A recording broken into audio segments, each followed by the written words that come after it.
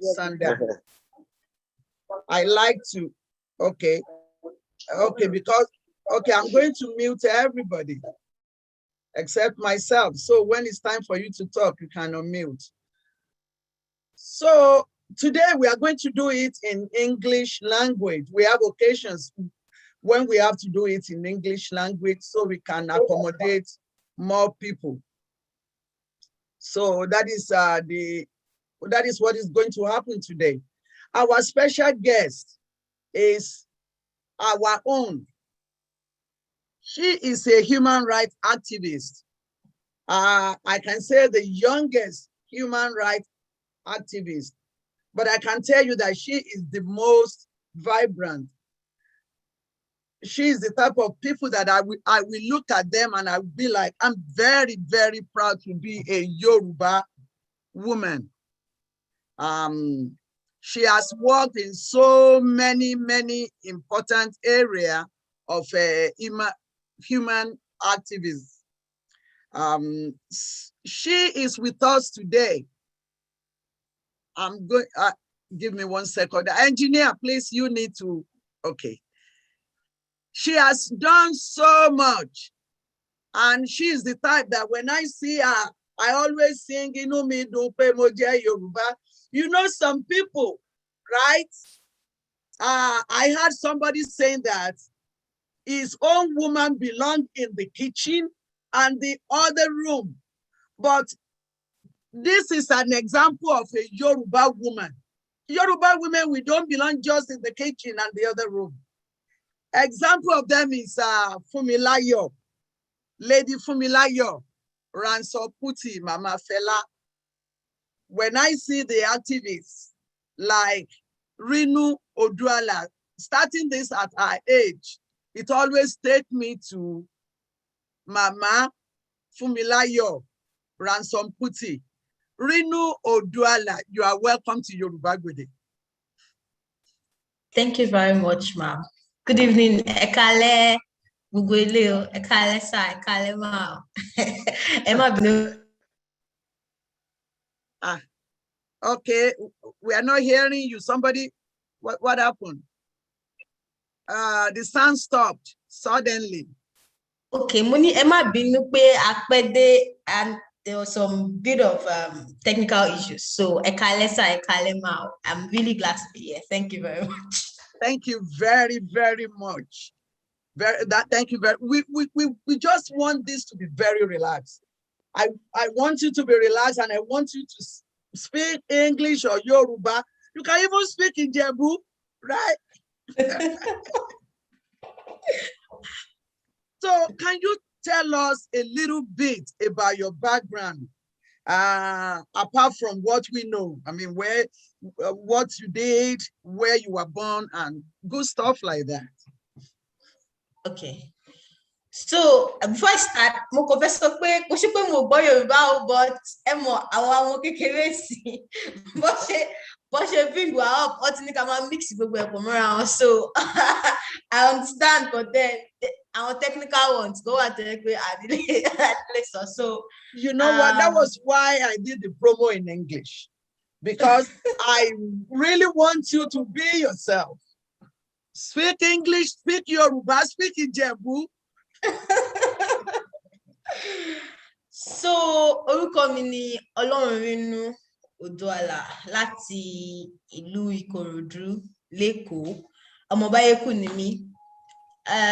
Èkó náà dẹ̀ ni mo dàgbà sí. So I grew up on the island. I went to school on the island.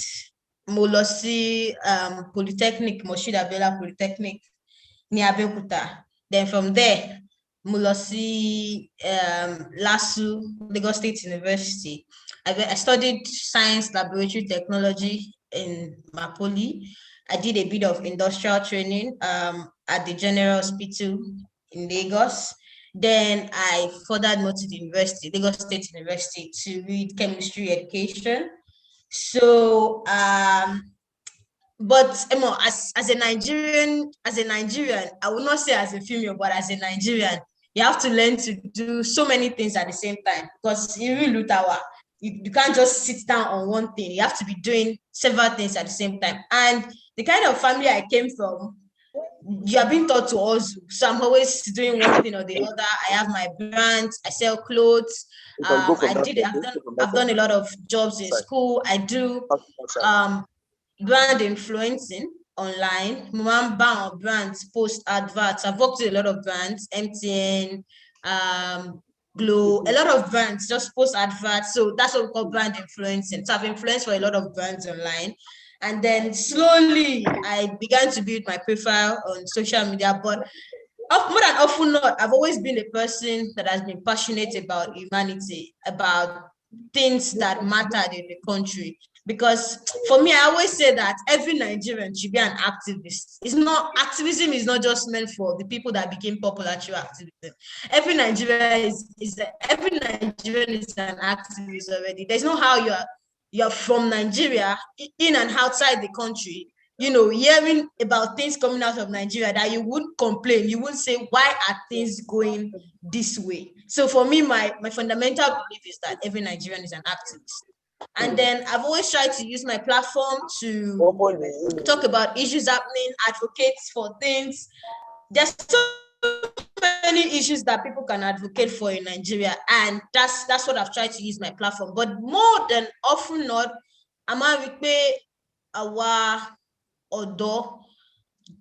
what we go through in the hands of the police is harrowing. It's harassment. And then for I want to be outside of the country, when they experience police brutality and harassment, okay, torí pé wọn kì í ṣe ara wa, torí pé a kì í ṣe ara wọn, torí pé a jẹ́ àwa láti ìlú àwọn èèyàn dúdú, bóyá torí ẹ̀ làwọn ọlọ́pàá wọn ṣe ń behave this way sí wa.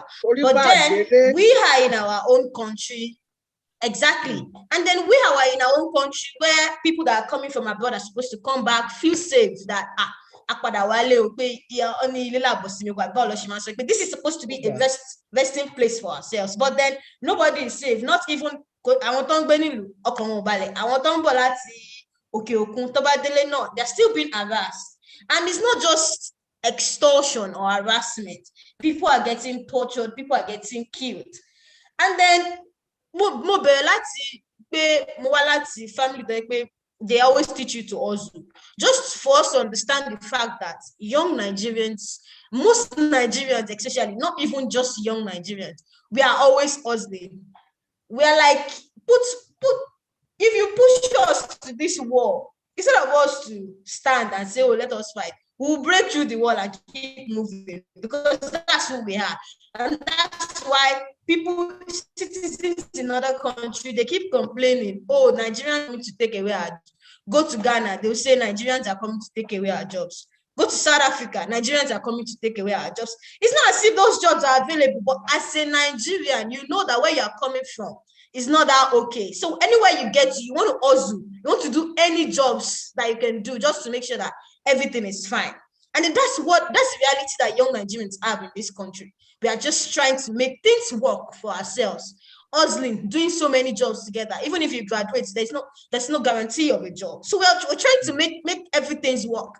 And we cannot be trying to make these things work, trying to get the few 20,000 naira, 10,000 naira, and then there's still some people somewhere that are supposed to be protecting us, that are supposed to be guiding us, that are the ones collecting these things from us, not just collecting this small money that we have managed to make, harassing us, torturing people to the extent that young Nigerians are now getting killed. We grew up hearing that young Nigerians, children of yesterday or children of today, are the leaders of tomorrow. But then we have even grown up. The tomorrow has come and gone, and then the people that were children yesterday are now adults today, and they're not yet to be leaders. And then these leaders of tomorrow are getting killed off every day at the hands of police brutality.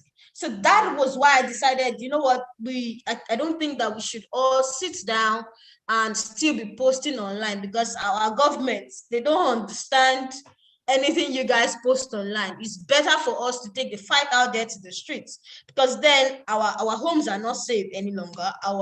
Our roads are not safe. We cannot walk on the roads for fear of the ordinary policeman that may try to harass you. Not even young women are safe. We always think that these things happen to young males alone. Young women are getting raped, they are getting harassed, they are getting threatened. I remember more than 65 women in Abuja nightclubs that were raped by police officers just using Tolo sachet nylon. They raped those women. We can count not often women that are getting harassed at the hands of policemen. So I said, we need to do something about it, and it's not just by just being online. You know, just imagine me. I don't come from a rich background. I come from an humble home.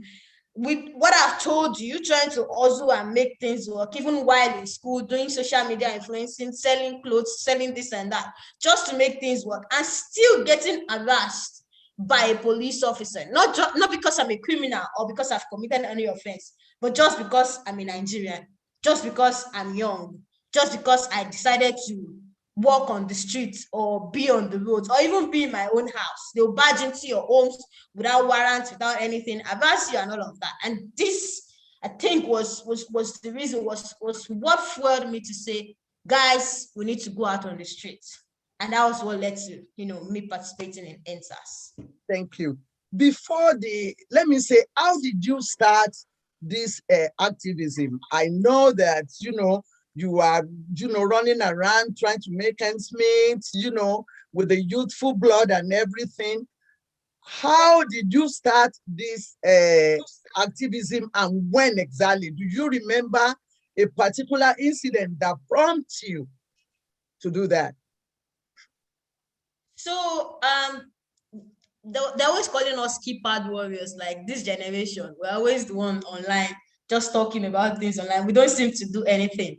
So I would say I was a keypad warrior, help people trend hashtags. Okay, SARS has killed someone, we trend EndSARS, and then everybody sits back at home. But then last year, when the pandemic happened, and then close to when George Floyd died in the US, when everybody saw what happened to George Floyd, it was like, for Nigerians, it wasn't strange, because then this always happens to us, right? They kill people in Nigeria, everybody die. Someone somewhere would die any day, and then everybody would move on. Numbers of people are getting killed in our northern parts, and then where is the outrage? Everybody moves on. But then it struck a particular chord that something could be done about police brutality, because millions of people turned out for George Floyd. And then I think George Floyd happened in May, and then same time in May, Tina Ezekwe got killed in Lagos. She was a 16-year-old teenager that got killed in Lagos by a police officer who was trying to extort a bus driver, maybe of 100 naira or 50 naira, by the way. And then because the bus driver refused to stop, he started shooting, and then a bullet hit her, and she died 2 days later. So that is the first major incident I can remember that I particularly said, we cannot keep sitting down in our house. We need to stand up. So I tweeted on my handle, guys, we need to come out. We need to just do something to make sure that this doesn't happen again. And then I think Uwa died in Benin as well around that timeline. She was raped in a church and killed in a church in Benin State, in Edo State rather. So this incident is 2 young females that could be future presidents, future governors, senators tomorrow, killed around the same timeline, felt really, really personal to me, because then it could have been me, it could have been my friends, it could have been any of us. So I said, you know what, this is what we need to do. We need to come out on the streets, go to the police headquarters, and make our grievances known to them. So yes, that's the first my first foray into say, let me go out and protest. But then before then, I've always been online talking about bad governance. Nigeria will be better, Nigeria will be better, Nigeria will be better. Let's go back to our youngsters and what you do online. Before the EndSARS, what do you think about what you guys do online? Have you seen, do you think it was going to make any difference? Or when you generally talk online, what What is the motive and what do you think will be the result? Well, for me, now that things have happened and we're at this stage, and if I look back, I think that then we were a bit delusional. I'm sorry to use that word. Like, oh, I mean, people in Western countries out there always talk about things and then their governments are always reacting. And then if you see young people trending something in the US, before you know it, the president is releasing a statement, some senator somewhere, their congressmen are talking about it and all of that. And I think that probably that was what we thought as well. Like we could enact change online. Unfortunately, we refuse to take into cognizance the kind of government that we have in our country. And we did not think about that. We thought we were in the 21st century, you know, our government would listen. And then I think that was my first phase. Now that things have happened, I really, really think that people were just scared. I mean, our homes are the safest place for us to talk about things. Even your homes are not safe because DSS can just come and say you tweeted something against the president and just pick you up from your house. That has happened to a lot of social media influencers. Someone is still in jail, another spent like 6 months in jail. So I think then it was about fear that even if we go out, you will just die for nothing. And then there was this saying that don't go and die for Nigeria. If you die for Nigeria, just die for nothing. So that was the literal representation of people just being online and just talking. Because yes, they instinctively knew that they could get killed. Like people got killed at the Lekki toll gate, and then nothing would happen. So it was the fear of getting killed. I mean, that was what made people stay online and keep talking, because then online is the safest place for you. You cannot dare to go out there and try to talk. Thank you. So that's okay, go ahead. Were you still talking? I'm sorry. No, I'm done. Okay. I'm done. Yeah. Now let us look at EndSARS. How did you guys gather together for the EndSARS? That is my number one question. And was there anything that you are thinking now that you could have done differently with EndSARS? So I would answer the second question first. If I have had time to think about it, and all of that, and I don't think that there was anything, if this moment, if EndSARS protests, street protests that happened October, November were to happen all over again, I do not think that there was anything that anybody could have changed, because it wasn't something that was premeditated. And all of that, and then they try to set things in action. This was how it started. EndSARS Siman trend online 2017, 2016, 2018, 2019. That's always been trending. And then this young man got arrested in Delta State, and the police entered his car. They were driving off in his car and they arrested him. They put him in the back of their truck, as we later discovered. And then, because probably was fearing police arrest or something, he jumped off, or he was pushed off. Nobody actually knows the actual sequence of events, but then maybe he jumped off or pushed off. And then when people noticed police got getting into his car, and then they started recording them till the time he jumped or was pushed off. This video was posted online. And then people started getting, a lot of different reactions, like, this is still happening. This was what happened to George Floyd in the US. So many people are getting killed. Police brutality in Nigeria doesn't seem to be stopping any day. People get extorted.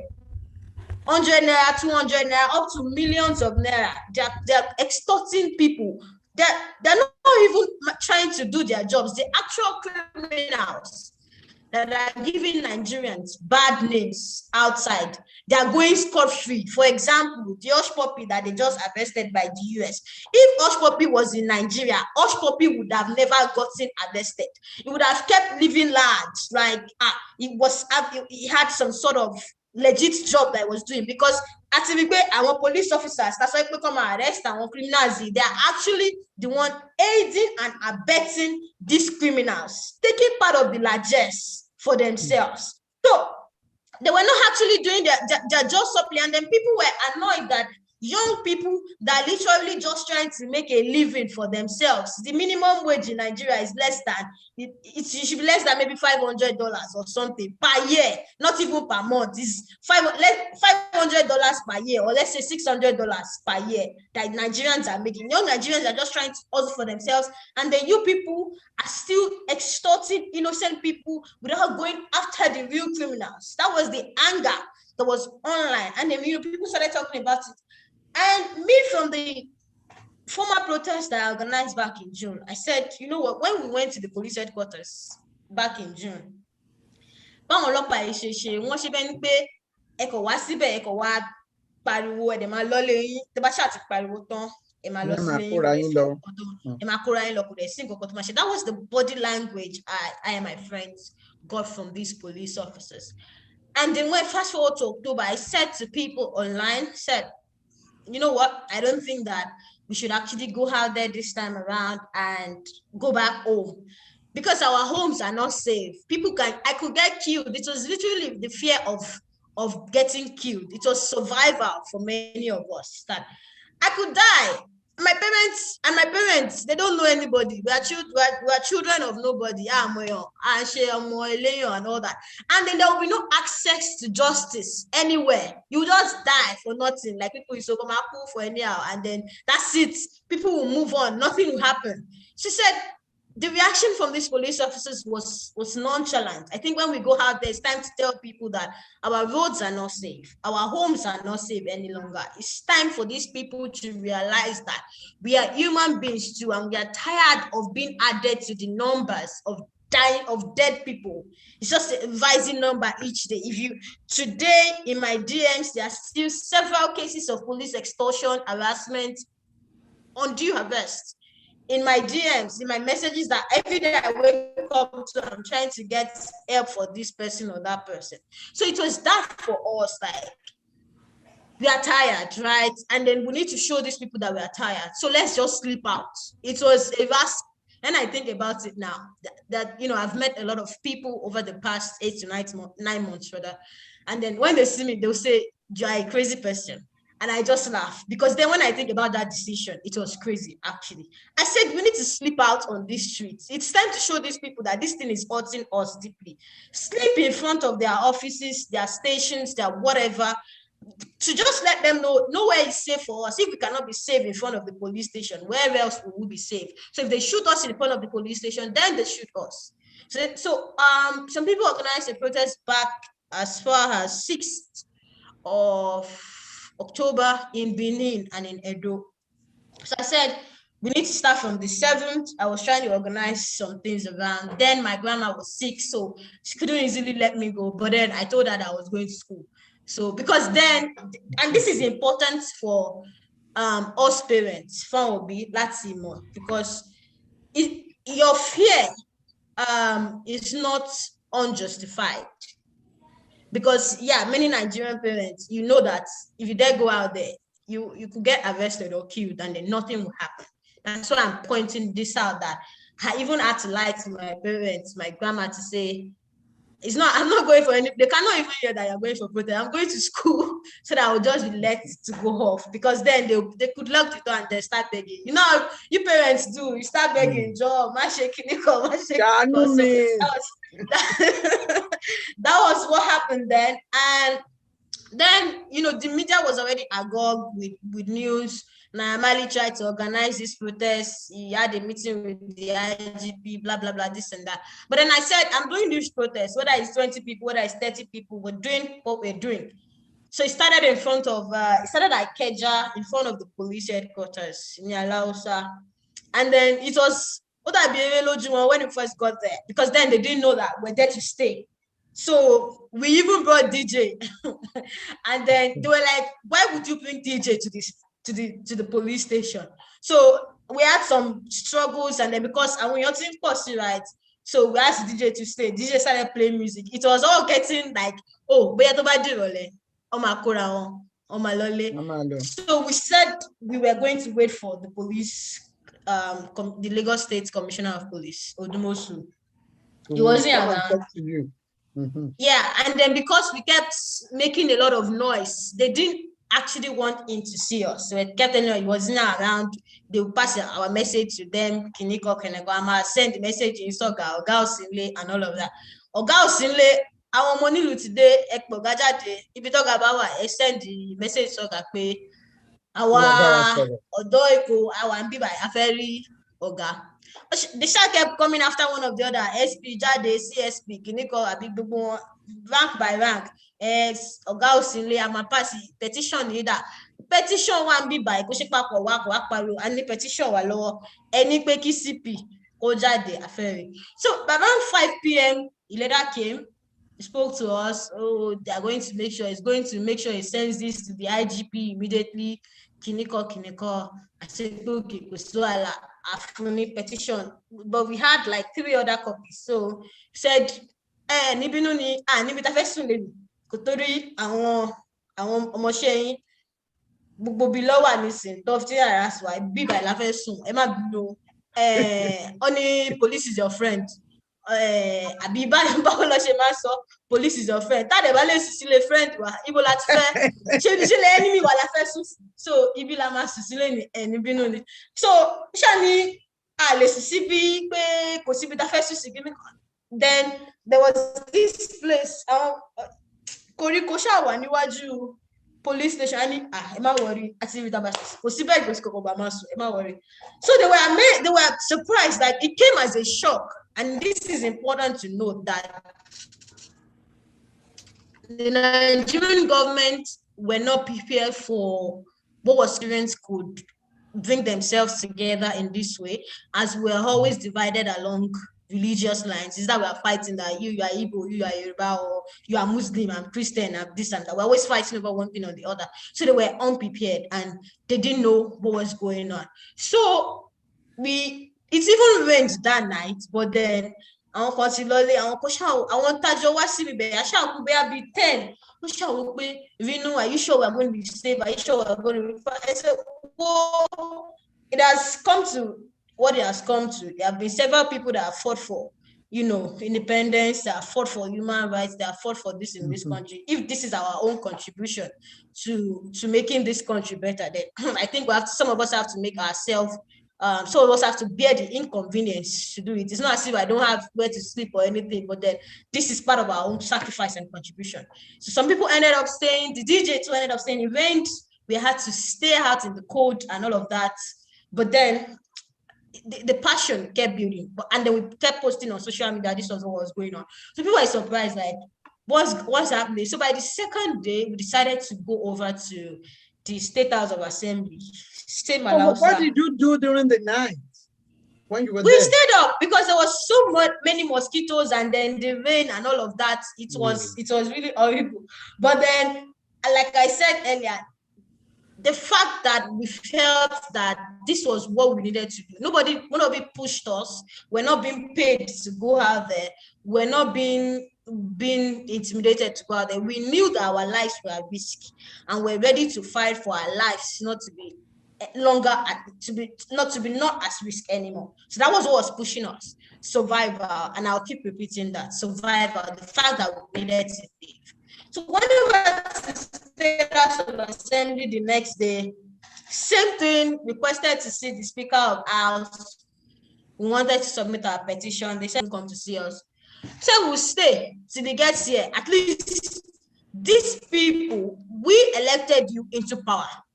Even if you guys say you rigged or something, people still elected you into power. You're not there so that we can serve you. You are there to serve us. You are practically servants of the people. And then the people are here. The people you are in office for, they are here. They want to see you. Come out and see them. It's not every time you sit down in your offices and say you are working for the people. At times, you need to also speak to the people, let your constituents that you are working for see you, talk to you. The constituents that actually elected you into power are out here, outside your office, wanting to see you. Call him out. So they kept coming after the deputy speaker and all of that. This is an urgent matter, right? Young people are dying, and then we need to see the people that we actually influence policies into place. So they said the governor was away on one APC convention, the deputy governor was away on a deputy speaker was on EFCC. Just call one of them out. We're not waiting to see the governor, deputy governor, or the speaker. So call one of them out. It kept dragging on and all till it got to the night. And this was where the drama happened. So we sat down, we were waiting. Then Mr. Macaroni came to join us. We were waiting. Oh, this was going to happen. Man, what will we eat? What will we drink? Around 10 in the night, we just saw police officers come to the State House of Assembly, switched off all the lights, started harassing us. Like, we had to lie down on the floor. We thought that night we were going to die. In fact, I didn't know, I don't know what came over me, but I was telling people, please let's just sing the national anthem, because then, you know, it's over for us. It's over for us. It's like, let's just sing the national anthem and just know that we died. But then some of you that can still manage to press your phone should let people know that there were people here in case we are missing, because then they cannot even think that I'm here. They thought I'm in school. my parents thought I'm in school. So even they want to look for me, they won't look for me in school. They won't look for me in Alausa. So just let people know that some people were, because then our phones were dead. This was the second day of the protest. There was nowhere to charge our phones. There were not even toilets for us. It was just like, what were these children doing? So I just told people, if you can still press your phone, just let people. Some people were here, and then this is what is happening to them, and this is what has happened to them. So that the next morning, people can know how to look for us. And that was it. Everywhere was dark. Police officers pointing guns at us. And it is important to note this, because some of these modus operandi also happened at Lekki Tollgate, right, where they switched off all the lights and all of that. And I don't know what happened, maybe because of the media outrage, because then, and when you're very sincere online, protest against police brutality. Come harass you unduly, come torture unduly. They should allow people to face the court of law in their own rights. Kema extort kema pa innocent or guilty. And then they're still being harassed in the middle of the night in front of the State House of Assembly that they're supposed to be protected against. What exactly is happening? So this outrage went viral on the media. And then the next day, it was like they tripled the figure of people, because as early as 6 a.m., people started coming, ambulances that brought drugs for people. Were about 43 that night. That brought drugs, people started bringing food on their own. Before I knew it, they started, people were crowdfunding online. I was like, what's going on? Because then our home phones were dead. Like, we just started seeing a lot of people at Alausa that morning. Funny enough, the previous day, Files and Runtown and a lot of other celebrities too had protested at Lekki, but then they went back home. But many people didn't know that people were still protesting. So it was a surprise to hear that there were still people protesting back at Alausa. So the next day, people started coming in their numbers, and then before 10, we're like over 5,000, and everywhere was filled. And then even the state of then I skipped this part. After we lie down on the floor and then we thought we were going to die, I don't know, maybe because of the outrage on the media, the speaker came out. The speaker that we've been requested to see for hours, he came out around 1 a.m. He came out of the State House of Assembly, and then he was, oh, switch off the light, switch on the lights, what's going on? This. Trying to be nice. Trying to be nice, exactly. That's what for you. Trying to be nice, like switch on the light, switch. What is happening? My sisters, my brothers, I was livid. That's the word for it. I've never experienced that kind of anger in my life, because then he says, oh, you people are trying to submit a petition. Don't worry, I understand what you are feeling. Then I had to cut him short and say, excuse me, sir, you don't understand what we are feeling. You don't. Your children go around with police escorts, armed escorts, all of that. I don't think you've ever experienced police brutality in your life. You don't understand what we are feeling. Your children don't understand what we are feeling. Your relatives don't understand what we are feeling. None of your aides out here understand what we are feeling, because if something happened to them, before you know it's papa or tipoga, that's where you people are. It's the children of the poor, the children of the nobody that are going through this. You don't understand what people are going through. So don't you come out here and try to patronize us and try to say you understand what we almost got killed out here this night, even not for social media outrage, and that people kept asking what was going on. We would have gotten killed, and then nobody would have known, because somebody definitely sanctioned these police officers coming in trucks, like they were going to Sambisa Forest or something. They were going to fight terrorists. Like, so it's not young people. They came in like 10 trucks, armored trucks, guns, to come and face. What were we doing? Trying to protest, right, for our rights and all of that. Not even trying to cause any violence or anything. So somebody definitely must have asked this police officer, you thought that you would just come here and try to dislodge these people, like deadly one down, killing and all of that. That's what you people just wanted to. So you don't definitely understand what we are going through, because you've never been a victim. Your children will never be a victim. None of them, even, because they are all schooling abroad. You people cannot. You're so insensitive to that extent. So I think that was one of the videos that went viral, because then I was really, really angry, and like we would have died and then nothing would have happened. So the next day, people started coming all around, and then before you know it, the protest started spreading to Ibadan, Ogun, and a lot of other places. Feminist schools started contributing, crowdfunding, and then it became the EndSARS protest that we know now. So yeah, that's it. What happened at the toll gate? Because there were so many stories.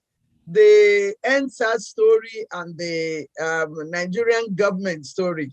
At the end, Nigerian government told us that only 2 people died overall from EndSARS.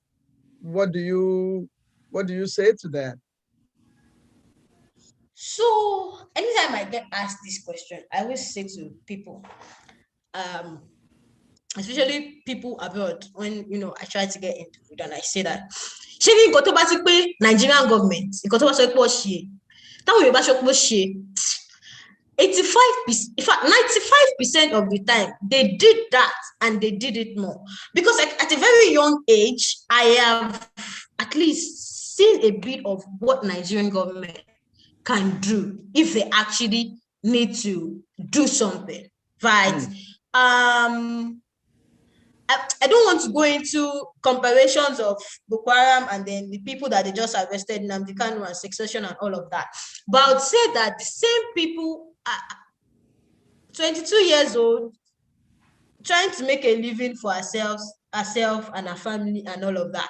My bank account got frozen. My passport got seized. DSS trailed me. I got a lot of security threats to me, to my family. My family had to move. A lot of things that you cannot just, when you keep saying it online, people will be like, maybe this guy is trying to chase clout with it. But then of my bank account getting fixed. Of my passport. Those are just the news that managed to come out on the media. Secondly, the lights were switched off at the Lekki toll gate. The lights were also switched off at Alausa on the 8th of October. So there was a correlation there of that story. Thirdly, I was at the judicial panel before I resigned. I was a panelist at the Lagos State Judicial Panel of inquiry into police brutality cases and the investigation. Was it after the EndSARS? Yes, the panel started. And then they brought the CCTV footage of the Lekki toll gates to the panel, and it was played. And clearly in that video, soldiers were seen shooting at unarmed protesters. Right. Fourth, consequently, the Nigerian army came to the panel, and their first report was that they never went to the Lekki toll gate, that they were never there. Consequently, they said they went there, but then they didn't. They didn't go with, they said they went there, but then they didn't go with any guns or bullets. After they said, oh, they went, but they went with guns, but they went with blank bullets. Then they came back and said, okay, they went with live and blank bullets in case of any threats and all of that. So many conflicting reports from the Nigerian government. A live video cannot be doctored, whether we like it or not, because then the creators of the app can always authenticate whatever. It's like this Zoom video. Okay, let's even say Zoom video. Zoom video can be fabricated. A live video on Instagram that will always be there can never be put there and made to show live. Whatever happened on that live happened. Funny enough, shooting did not just happen at the Lekki toll gate. People were shot at Alausa that same night. People were shot all over Lagos State.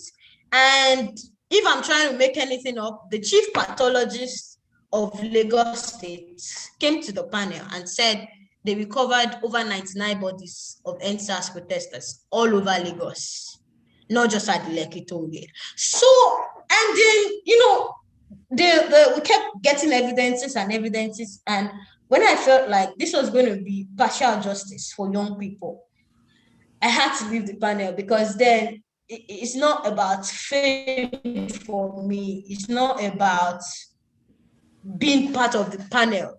Whatever I'm going to be right. But then it's about finding justice for people. It's about getting the right. I cannot allow my name to be rubber stamped into something I don't feel comfortable with. The Nigerian government shot at protesters. President Buhari's language confirmed it, because then he said young people were coming to take over his post at the Aso Rock. So that was why they asked soldiers to go. The soldiers confirmed this severally. And then there was some news that didn't make the media. When the Nigerian army were hacked, why they went to shoot at the toll gate, and who ordered them to come to the Lekki toll gate. They indirectly indicted the governor of Lagos State that why would he say he never called them? Because then he made a call to them that soldiers were needed all around Lagos. So they were and then if you see the way, because then this is the government, and then our Yoruba Masoikpe Ijoba Amunimogu, anybody that the government wants to go after, the government can go after, because then they have their propaganda machinery, they have the media in their hand, they have all in their hand. They try to turn this into a case of young people committing violence, and then they're doing whatever they wanted to do. But then the truth is out there to see that young Nigerians just wanted change, just wanted an end to police brutality, and then Nigeria will be better. For the past 60 years, our grandparents said Nigeria will be better. Our parents said Nigeria will be better. This generation too came and said, oh, our parents did not say anything. They also say Nigeria will be better. But then the same thing is still happening. And then this was just what young people want. An enabling environment themselves to grow. For people like that do not have anybody anywhere in high positions to be able to grow and be able to live. Like someone I know who said, a country where the children of nobody can become somebody without them needing a lot of NEPA connections to be able to get there, right? That was what young people really, really wanted. And then it turned into chaos. 5-6 days into the protest at Alausa, they sent thugs, they should come and attack protesters and chase them away. I was a witness and I was a victim, because I had to approach one of their leaders and before they started chasing people with cutlass, because I was scared of be down for be 50, like to bring Omoita to the National State of Assembly, and the police officers were missing in action. No police officers in the State House of Assembly that is supposed to be the most guarded, if not the most guarded place in Lagos State. And I had to approach one of them like, Egbon, and he was telling me categorically, like, we have to leave, because they were sent there to chase all of us from the protest ground. So we should leave, or else there will be chaos. Not 50 seconds after that, they started chasing people with cutlass. People got injured, and knives and all of that. The same way thugs behave. And then before you know it, they left, and then we still came back. That over and over again, it showed that.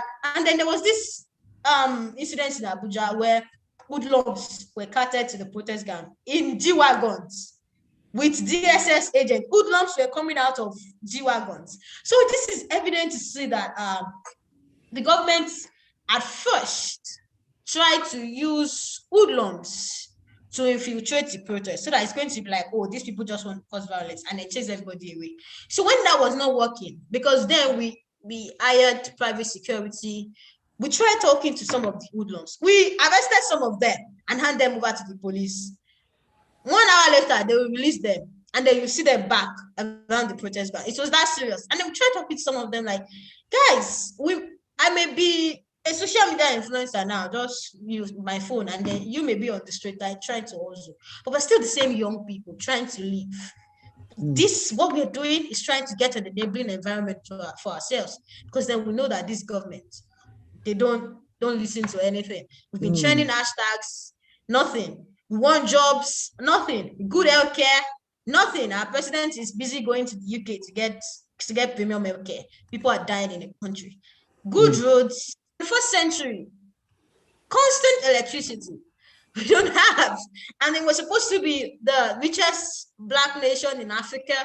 This is what we need to do. We tried talking to some of them, and some of them finally saw reason and said, yeah, we think that we're going to join you guys. But then it's hard. Grassroots education and sensitization is really hard, because then you have to consistently keep doing it. So this was what happened, and I will repeat, before I left the panel, there were a lot of things that happened that some of them are filed confidential, right? Because then there are some of the things that you cannot say because you're at panel. But then Nigerian government sent soldiers to the Lekki toll gate, not just the Lekki toll gate, but other parts of the country to chase away protesters from the ground. And then the soldiers not only went there, shot at people, took bodies away, and tried to gaslight Nigerians into believing that this incident never happened. One incident I will point us to recently is that happened to Sunday Igboho, the Yoruba succession guy, that the DSS went to his house, and the video was online, and killed people and dragged their bodies away.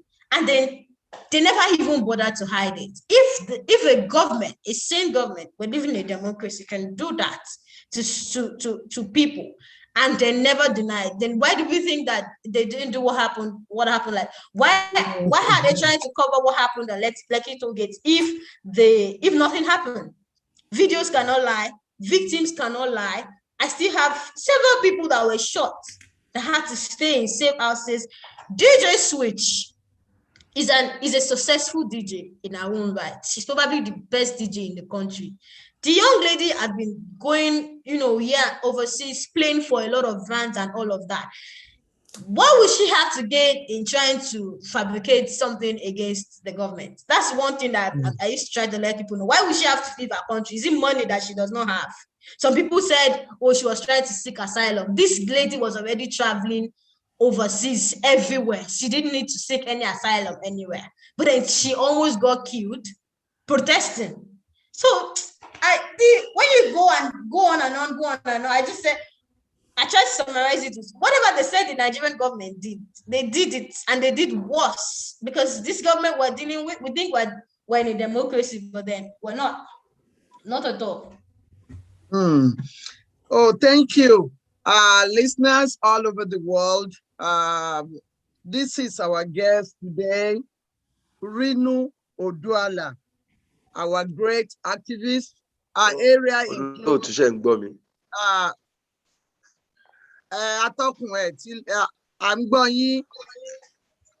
You are in. Okay,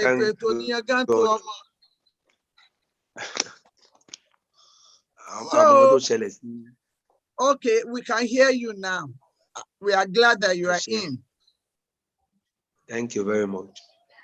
So Rinu Oduala area includes equality, justice, humanism, and community development. When we were talking, right, you mentioned something about change. And it's just, occurs to me that when we were voting for this administration, they were shouting change. Let me ask you, did you vote? And you voted for change. Was that the change that you voted for?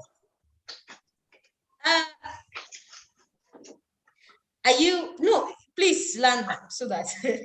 Yeah, because we were talking about change, and they talk about change too when they wanted us to vote, right? So that's why I was asking whether you voted, and we voted for change. So is there going to be another change different from what we voted for?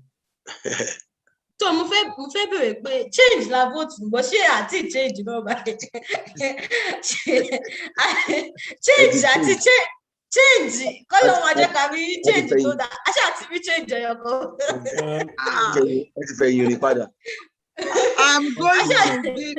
I'm going to give the thank you so much, Reno.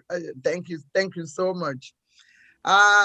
We thank God for our youngster. She's very vocal, very focused, and that is, I can't imagine the government of Nigeria being threatened by, somebody that I call their grandchild. Because if we look at the age from those up there ruling, we say, okay, this is to the point that they freeze your account. Did they release the account at all? Yes, actually, after I think 5 months, because we had the distinguished SAN Falano that helped us with the cases and all of that. So some accounts are still frozen, even after several. It is important to also note this tájọ protesting náà gbà ẹ̀ gba àwọn tọ́jọ jáde fún gbogbo ìwọ́de àwọn kan ṣì wà lẹ́wọ̀n from October till now. Recently, there was this young lady that was released from Ondo State Prison. She was 17, arrested, 17 years old. When I put in before Koto Jusewon, she spent 9 months in jail and gave birth in jail. It was until we got to know, somebody just raised our attention to it. Like there was this young lady that just gave birth recently in jail, that she had been arrested at EndSARS, not arrested near Ondo State. Tony Pe Ojo APC secretariat without evidence or nothing, and then she just gave it. So we had to start clamoring, get lawyers over there before she was released on bail. There was also this lady that lost her pregnancy while in jail. She's 21. She lost her pregnancy while in jail. She lost her pregnancy while in jail, and then she wasn't even allowed to see a doctor. Several protesters still in Kirikiri cells since October. Just no evidence, nothing. Just because they protested, the government is still keeping them there. To me, it's just to serve as a lesson. Protesting, right? Several people in Oyo State prison, Ondo State prison, lot like that are still in jail for protesting. Several people are still missing from the EndSARS protest. People that went out to protest. Are there people in jail in any of the northern states? I need database and so it's people that we know, but I doubt it if there are people in northern states that. Yeah, there are very good reasons. There are good reasons for. I just want it to be an eye opener to some of our youth. Baba Iloge, I'm going to. Okay.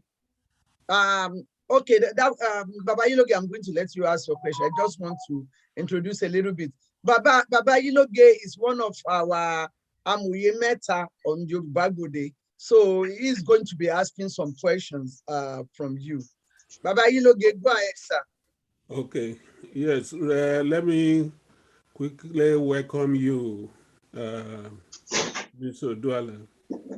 Actually, you came to my attention when you left the sham, what do you call it? The inquiry that they were having in Lagos. I was following it. And when you left, I sat down and I looked at your face. I didn't know much about you at that time. And I Googled the name and I look at some of the things that were said about you.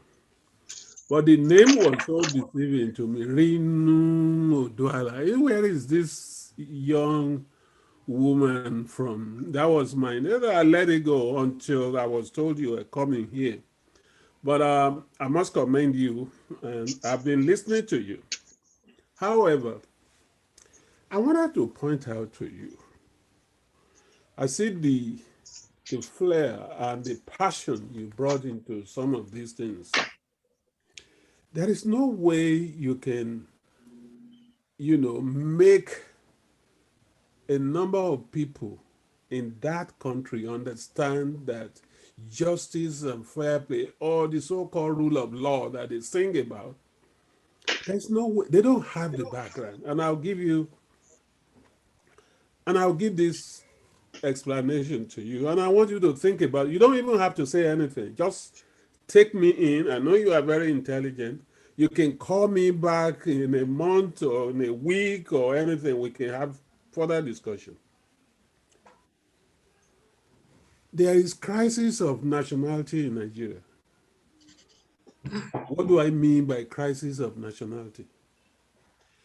It's the fact that the question I ask you, how many people were in jail? How many people had ever suffered this so-called EndSARS in Sokoto? In any of those places? None. Every law, every oppressive law in Nigeria is directed to the youth and the people in the southern part of the country. Northerners can buy a car today and drive it for 10 years in Sokoto without even having a license plate. They will tell you they don't have to.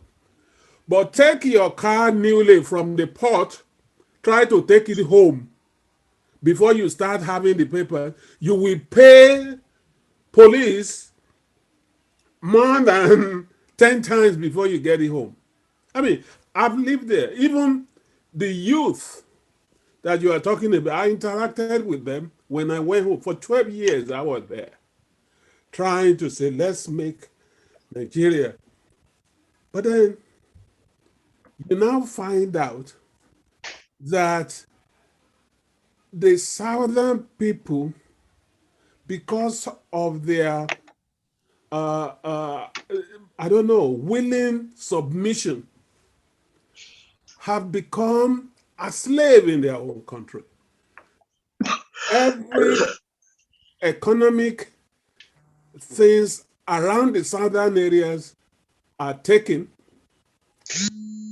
Another is placed on the hem of it. Most of our youth who went to universities, scoring 65 and over, when they graduate, most of them don't have jobs. And where they do, they are made subservient to those who enter university with only 12 or 15. These are the imbalance that we are saying. It is not enough. Rather than thinking that you have a nation, you don't have a nation. You don't have a country. Let me put it this way.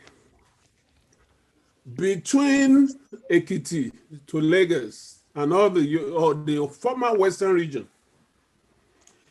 do you ever think that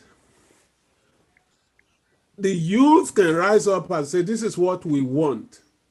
Do you think there is anybody that will be in government can just order that you be shot at? No.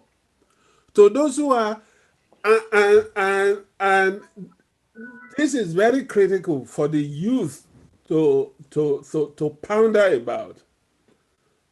Instead of mouthing, oh, Nigeria must not, Nigeria can never be anything. That is why we've been retrogressing, because there is crisis of nationality. There are more nations out of Nigeria, and they are not at they are at different levels of development. Even before the Europeans came, the Yorubas had organized government. They have checks and balances.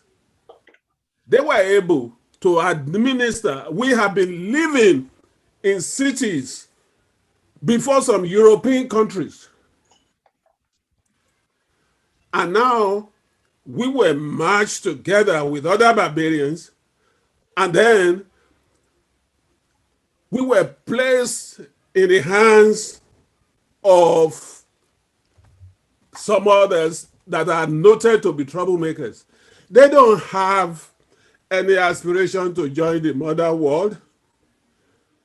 Otherwise, I mean, an example is they are still trying to force the whole nation to enable people to follow animals in the bush around the country. Whereas more than 300 years ago, animal husbandries has been placed, I mean, has been the norms. So when you look at this and you're thinking in terms of what to protest for, what to die for, what to even agitate for, it's not to make a better Nigeria. You can never have a better Nigeria. It's not possible. Especially when some people are still 300 years behind. And some that are 300 years ahead are being held down for the 300 years behind to catch up. It's not even possible. That was what was happening before. But now, what is happening now is that, okay, we've completely taken over, so we're going to suppress you. One Nigeria means that you continue your subjugation while we continue to live large and rip you apart. Now, what I'm telling you, I don't want you are at the on the eye of the storm, and I'm not going to ask you questions regarding what I'm saying. I'm just giving an insight that you are very brilliant, you are very thoughtful. In fact, when I know you are 22, I remember at 22, yeah, I did some other things like crazy, what they say, crazy things like that at 22. But I'm not sure if it was even considered to be half as crazy as what you've done recently. But I mean, and I say that with all respect, you know, and admiration. So welcome here. As you go on, you will hear some of these things that we are saying. You are much more articulate. You are also, your perception of issue is very, very good.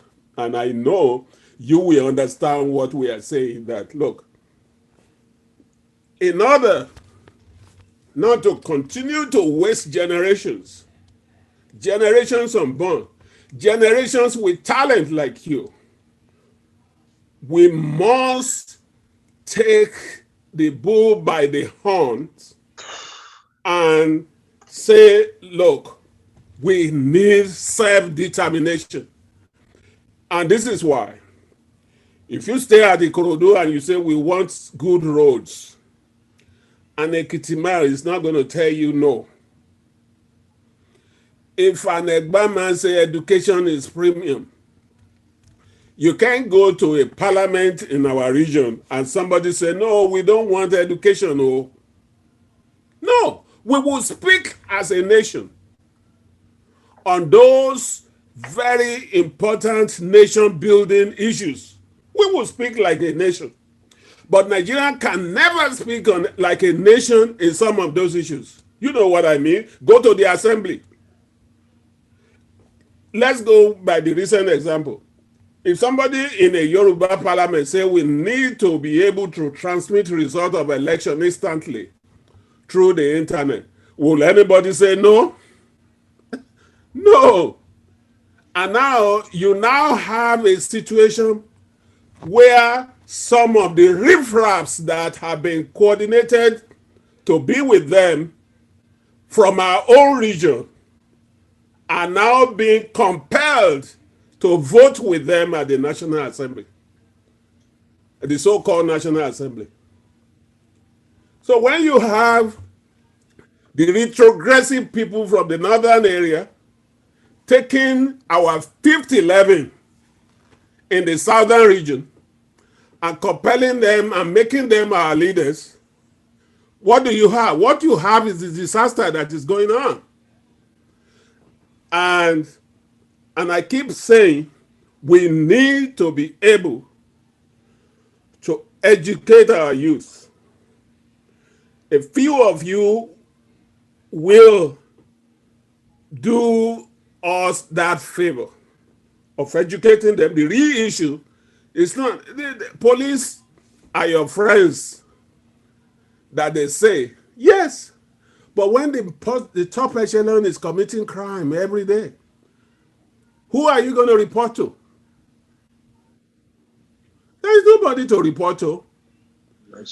Nigeria money is everybody's money because the people that are holding, that are the helm of affairs, it's not their money, it's not from their area. They look at it as going there to take their share. It's not even their share, to take a share of free money.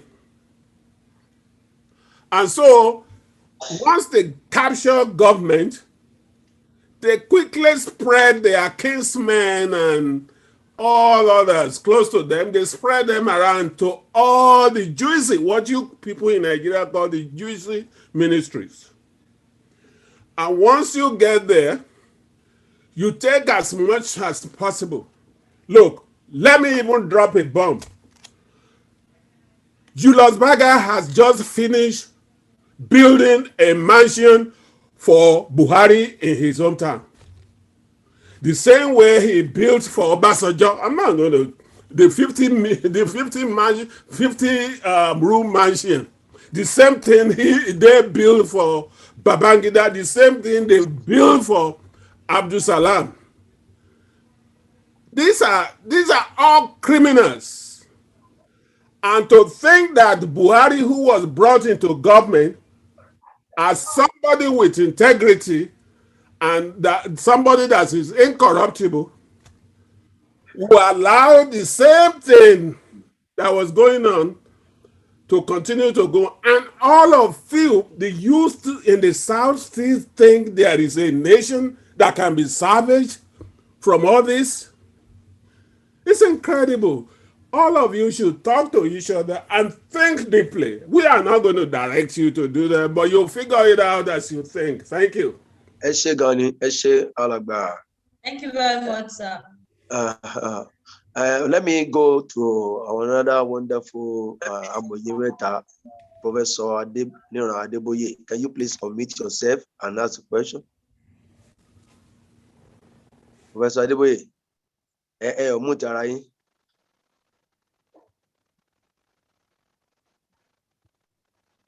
Can you hear me? Okay, yeah. Loud and clear. Yes. I'm very happy to be here. Mo dúpẹ́ púpọ̀ tí ẹ mú rínú wá sí ètò yìí. Ó jẹ́ ìwúrí láti rí pé àwọn ọ̀dọ́ wa wọ́n gba iṣẹ́ tí wọ́n gbà nípa bí ìlọsíwájú ṣe lè dé sí ọ̀dọ̀ àwọn èèyàn wa. Rínú àti àwọn tí wọ́n jọ ń ṣe pọ̀, wọ́n mú mi rántí nǹkan táwa náà máa ń ṣe láyé àtijọ́. So there is hope because in 1963 or January 64, we are about, at a place that used to be called Maryland in the Ikeja area, we were confronted by the police as we were protesting the nonsensical election results, and not election, census results conducted under EESWA. We came from University of Ibadan, University of Ife, Nsukka, and Ahmadu Bello. And they wouldn't let us enter Lagos. They beat you know what out of us. They sent us on the road back to our different places. It didn't change anything for the better. It didn't discourage us as students from seeing what we saw and trying to make things go better regardless of the forces stacked against us. Now, 1964 is not yesterday. So I know that whatever we started then, or even started before us in 1960, there are young people with the same idealism, the same thoughtfulness, perhaps a little more challenge because there's greater poverty in Nigeria now, but the same idealism and the same thoughtfulness governs your crowd and therefore gives people like me hope that not all is lost. I salute you. One of the things I want to say, though, is principally along the lines charted already by Alagba, who spoke just now. You can see I'm getting old. Ayiloge. It's Banji Ayiloge. Even though I always pick on him, the Jare, I pick on the Jare, but now I don't dare pick on the Jare when another Jare person, Uluwajana, is here. So I always, I think your Yoruba is good. Thank you very much, sir. Even though you are from Ikorodu, you can speak. If you you probably can speak better Yoruba than I do. But I try not to mix them up because my generation did not. So that's just the difference between us. My generation, we didn't have to mix Yoruba with English or French. Your generation does, and that's just the difference. We are not any smarter, we are not any stupider, we just are living according to time. So now let me say this. Yoruba is orílẹ̀-èdè. It is always wrong and come close to stupid to call Nigeria orílẹ̀-èdè. Èdè tí pọ̀ jù ńbẹ̀ ju kó jẹ́ orílẹ̀-èdè horo kan lọ. Why am I making that distinction? The notion of good citizenship that people want to generalize as patriotism has missed the way. To be patriotic, you tend to be patriotic to a nation. I'm a patriotic Yoruba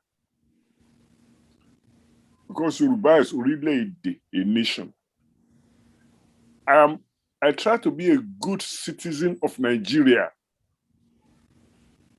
There is a fine difference between the two. In fact, there's a difference between the two. I'm psychologically, socially, in every way, by the English, a Yoruba is in my genes. Yoruba was created by God. Nigeria was created by the British. If you are going to understand our problems fully, you're going to have to, and I'm not preaching to you. You probably understand everything I'm saying. I'm just putting it in my own language. That you are a patriotic Yoruba does not make you less of a good citizen of Nigeria as where Nigeria still exists. But Nigeria may cease to exist. Yoruba will never cease to exist. So we must find a way to invest our energy, our intellection, our commitment according to what is real and permanent, as opposed to what is artificial and may frizzle away. If Nigeria desires to continue, it will make loyal citizenship to Nigeria not inherently contradictory to the patriotism to Yoruba people, or patriotism to Igbo people, or patriotism to anybody else. I am proud of you and I salute you. Thank you very much. Thank you, Baba Adeniran. So, listeners all over the world, we are having a very useful dialogue with our most vibrant activist, Rinu Oduala, who is on Yoruba Gbode.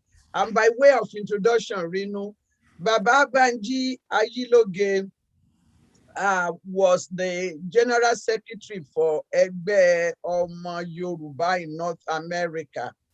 In those days when there was fire during June 12th, he really worked hard during that time. There was really fire. It wasn't a joke at that time. He worked through it. He was also a commissioner in Ondo State. Was it Ondo State, Baba? Yes, so there might be Jarewa. Kó má jẹ́ pé wọ́n ti kó Ìjàrẹ́ lọ sí Gbọ̀ngàn State ní Oró. Ìgbọ̀ngàn kẹ̀ ń bí táwa yìí. Jẹ́ kí n sáré kí Rinu. Tí o mọ oríkì Ìkòròdú tó máa ń wù mí. Ọmọ aṣàlè jẹ̀jẹ̀ bí ẹni tí òróbìnrin rí. Mo ti mọ̀ pé bí tẹ́ẹ̀tì oríkì tẹ́ẹ̀mù jáde nù ẹ̀gbọ́n. Tí bá ti ń gbọ́, ó máa ń wù mí kó jẹ́ pé Ìkòròdú náà ti bí mi, but unfortunately wọ́n ò bí mi. Ẹ lè gba citizenship. No, since mo ti mọ Rinu sìn, èmi náà lè claim Ìkòròdú. You're welcome, sir. Baba Adeniran Adeboye has been working very, very actively with Egbe Omo Yoruba. He was there also during the June 12th with the Nadeco and everything. He worked so hard. He was also the president of Egbe Ishokan Yoruba, the branch of Egbe Omo Yoruba. He has been a professor. I'm glad, I think he stepped out so I can say this. He has been a professor of mathematics even before I was born here in this country. So some of our children that became doctors and lawyers, they passed through him. I'm very happy that we had the opportunity that he was able to talk to you and to talk to everybody while you are here. Now, it's an honor meeting you, sir. Thank you very much. Now, let me ask this question, because Baba, the two Babas, they are talking about Relay Yoruba and Iran Yoruba. What do you think the youth of Nigeria hope for? A better Nigeria or a Nigeria where everybody will be to your tent to Israel? Generally, if you are to speak for the youth in Nigeria.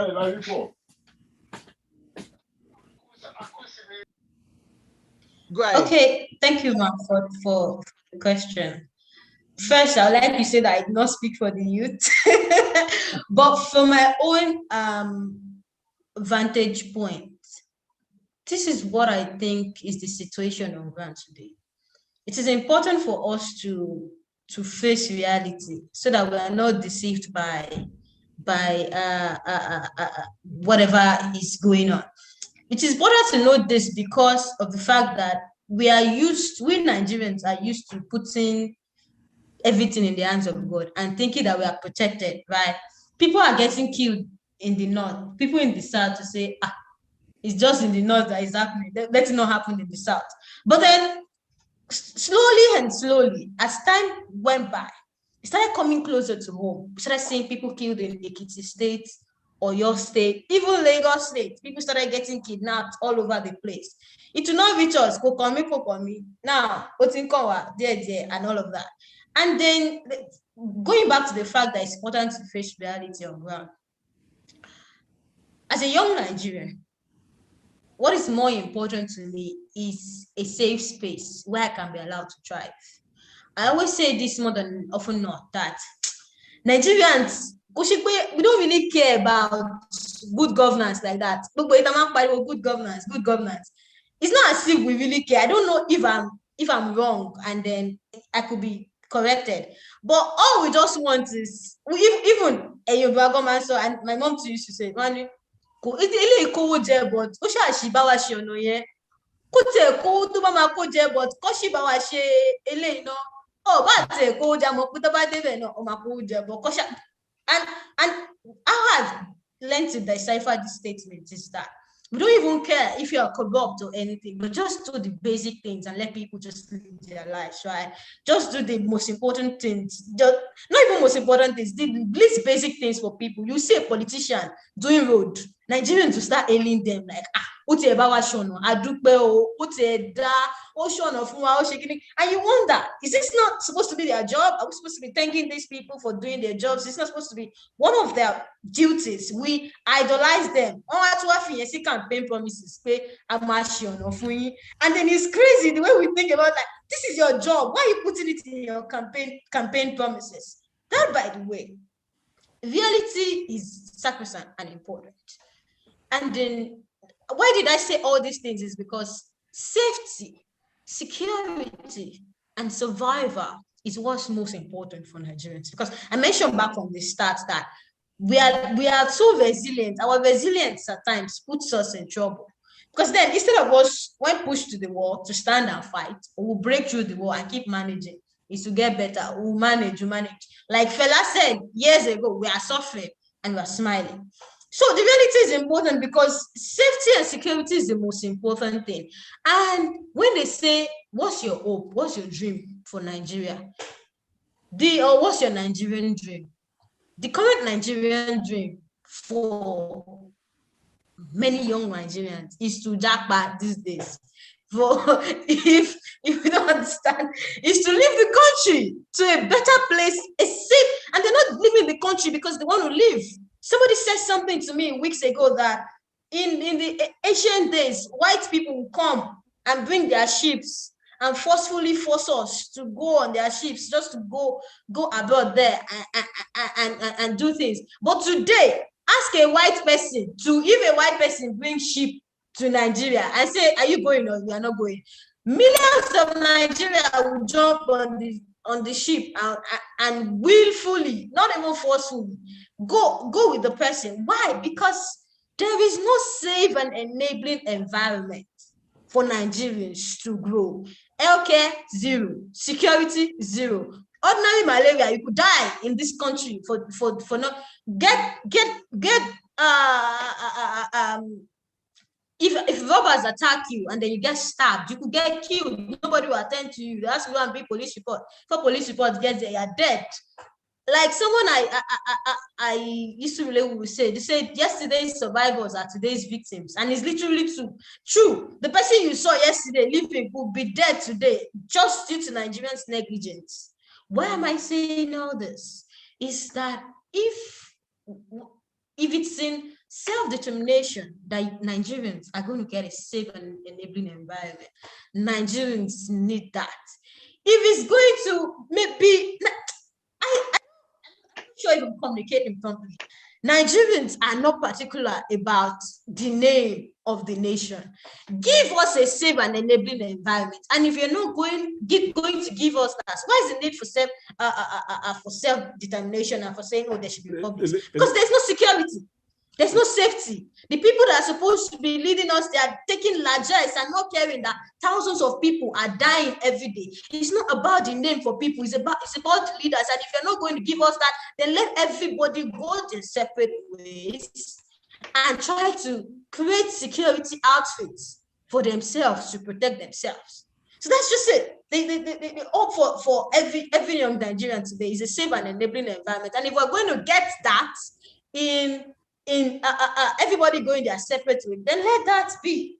All we just want to do is live and let's live. Can I just come in? Yes, Baba, you know, good.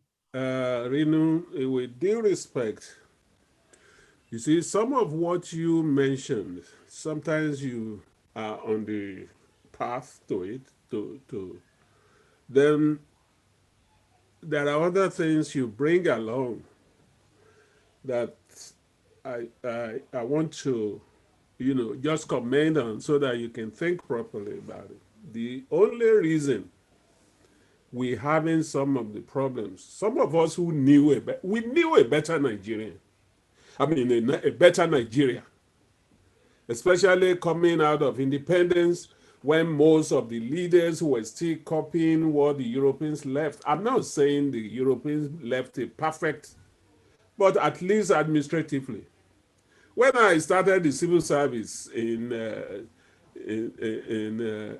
Ibadan, I didn't know Shola then, but at Ibadan, once you are in the civil service, you have two Bibles, not Bible, but the financial order and the general order.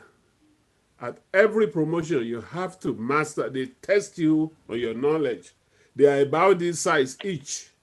Contains all the general regulations pertaining to civil service. When you have financial order, it contains everything you can never do to government money. So if they give you £1, not £1, 50 shillings to go from Molete and go to the secretariat, buy some notebooks and all that, you will return with the receipt and a memo with the change, and you return it to the treasury. At that time, the police, we had what they call the native authority police. They are already there. They are on the lowest echelon of. So when they say police are corrupt, it's not that they are going to, mount a roadblock when they need money for pepper soup. Not like it is. Corruption was at the lowest, at the minimum. Some of what you are saying, we have leaders. When I was speaking with you with passion at my first take, I told you that what you have in Nigeria now is that an ethnic group is looking at the rest of us as captured slaves, people who are there for their own benefit, and everything you have is theirs. So, but in order to sustain a system, they now encourage and allow the 5th, 11th in the South to be in power. So these are now people who should be there. They don't have the brains. They don't have there is nothing they have to qualify them for that, except that they can play a second fiddle to the puppeteer at the top. And so what you are now saying, just leave us alone, just let us thrive. There is no way you can thrive from that kind of system.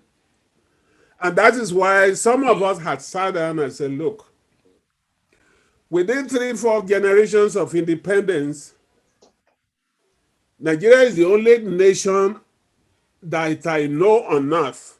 The only country. Only country, let me say, thank you. Not a nation. Thank you. That is the only country I know in the world that people are better off 40 years ago than today. It's the only country I know that people can say 60 years ago, you talk about 60 years ago with nostalgia and say those were the good days. Mm-hmm.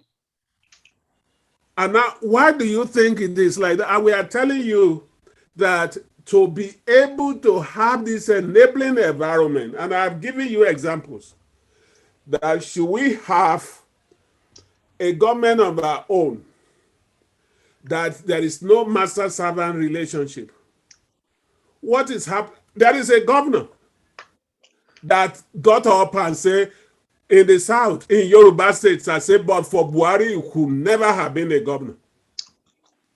Is that the governor that you want him to go out and confront the man to say, this is what you'll be doing wrongly? I mean, it's there. Everything is there. When we now talk about self-determination, that we need a Yoruba nation, it is the only way out of this chaos, because my fear, and sometimes I listen to you, you make sense. Then I see a deficit in the sense that you know, it is what you know within your age. You have an age limit. I'm almost 3 or 4 times your age. And so I know the practicality of what you are saying, that yes, in a nation, what you say is practicable. Let me run a few things now. We have all time. You are the only guest. One,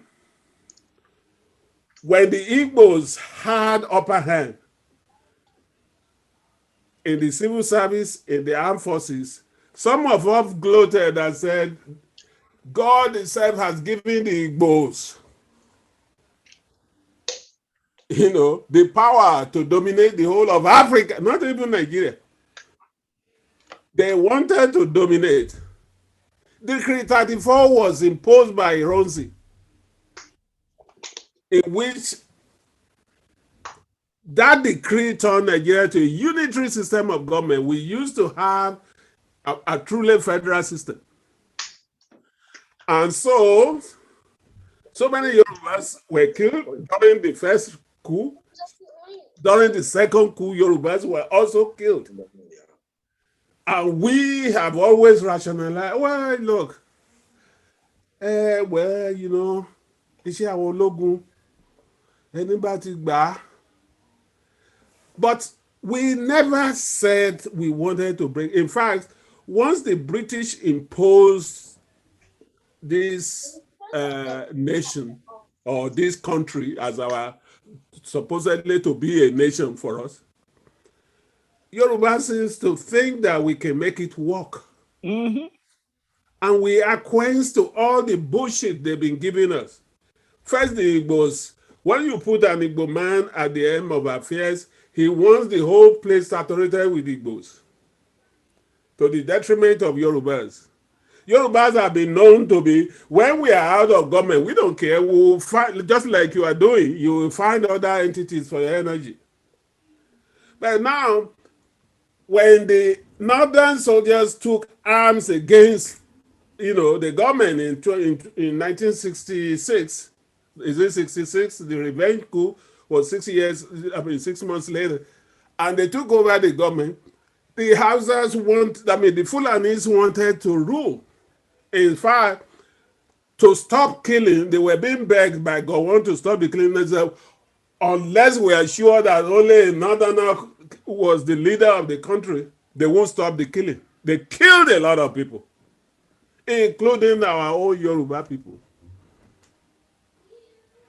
until they could dominate. And since then, they have egregiously, used the power to usurp all the institutions. And the more they usurp the institutions, the more rules and regulations are thrown off the board. When you bring a semi-illiterate, today we have a defense minister who could not even read a script that was given to him. When you now have all these people in government, the only thing they know is to steal the money. And then you say billions of money are stolen. Unless you are out of favor from the northern element, or you are a southerner, you are not likely to be punished. And then how do you think things, what happens is that once you are made the Inspector General of Police, it's your turn to amass wealth. So you amass wealth by giving directive. Do you know that every Inspector General had always come there to announce the second day that there will be no there will be no roadblocks, right? Yet roadblocks are there. He never complained because from that point all the way, they settle themselves. So how do you think you can have a system to be let alone? Now, you said something very painful, and I'm going to touch on it. Is it that every youth that you know in the South are itching to get out of the country? That is the saddest thing I've ever had. Not that we don't know this, we know. But almost 6 years ago, I called a group of people. I said, this is what is going to happen. Most of us who left the country, we set up here. We have kids here. We have children here. They grow. They don't even know Nigeria, even though they bear Nigerian names. In fact, when I'm looking at you, I've been calling my son to log in. Maybe he can see your face and start talking to you.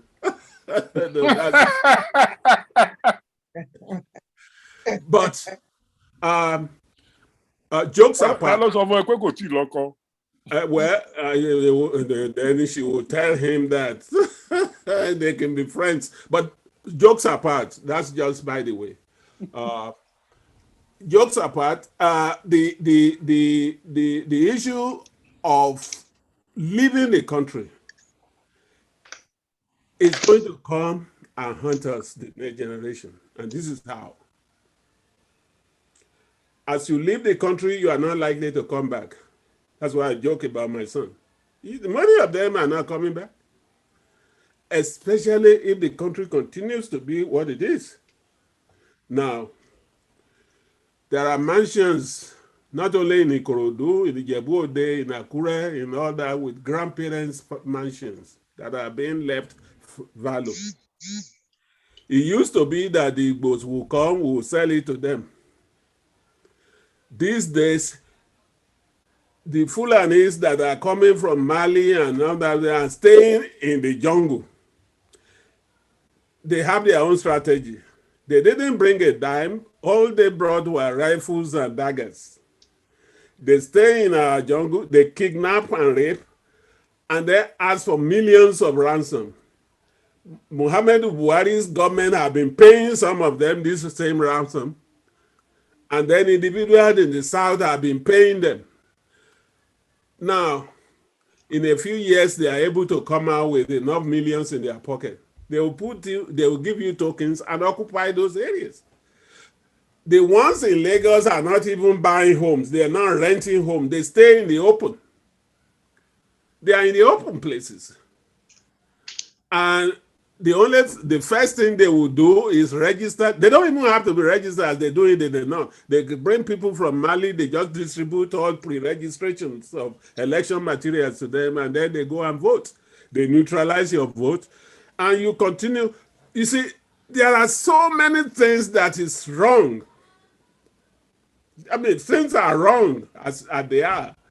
However, when you will now say, well, we just want to be left alone, they are counting on that. The youth needs to know. And finally, I will give you what I learned from activism here. During the Abacha regime, Nigerians will come out scantily to demonstrations on the streets of New York and all that. So I went and joined the Asian group. There are always many during their own regime. They mobilize and come out. So I figured out if I can liaise with them, when you can't tell an Asian from Nigerian, we are all the same. So I figured out they will come out in droves during our own. This is very important. And I attended their meeting. They had a demonstration coming the following week. So I went and I stayed. They had a float, you know, a trailer, flatbed trailer. They'll have music, just like you had yours and all that. So I was there with their flyers. So at a point around Fifth Avenue, New York, I was thirsty. So I went to a store to go and buy bottled water. A white man called me and said, come, are you from area? Of course. He said, yeah. I said, I was giving him, no, hold your flower. He said, what have we done to you people? I said, what do you mean? Nobody says you doing anything. He said, no. In Manhattan, in New York, I've been in traffic for 3 hours. What normally takes me about 5-10 minutes, I've been here 3 hours because of you demonstrating. He said, are you all from area? I said, yes.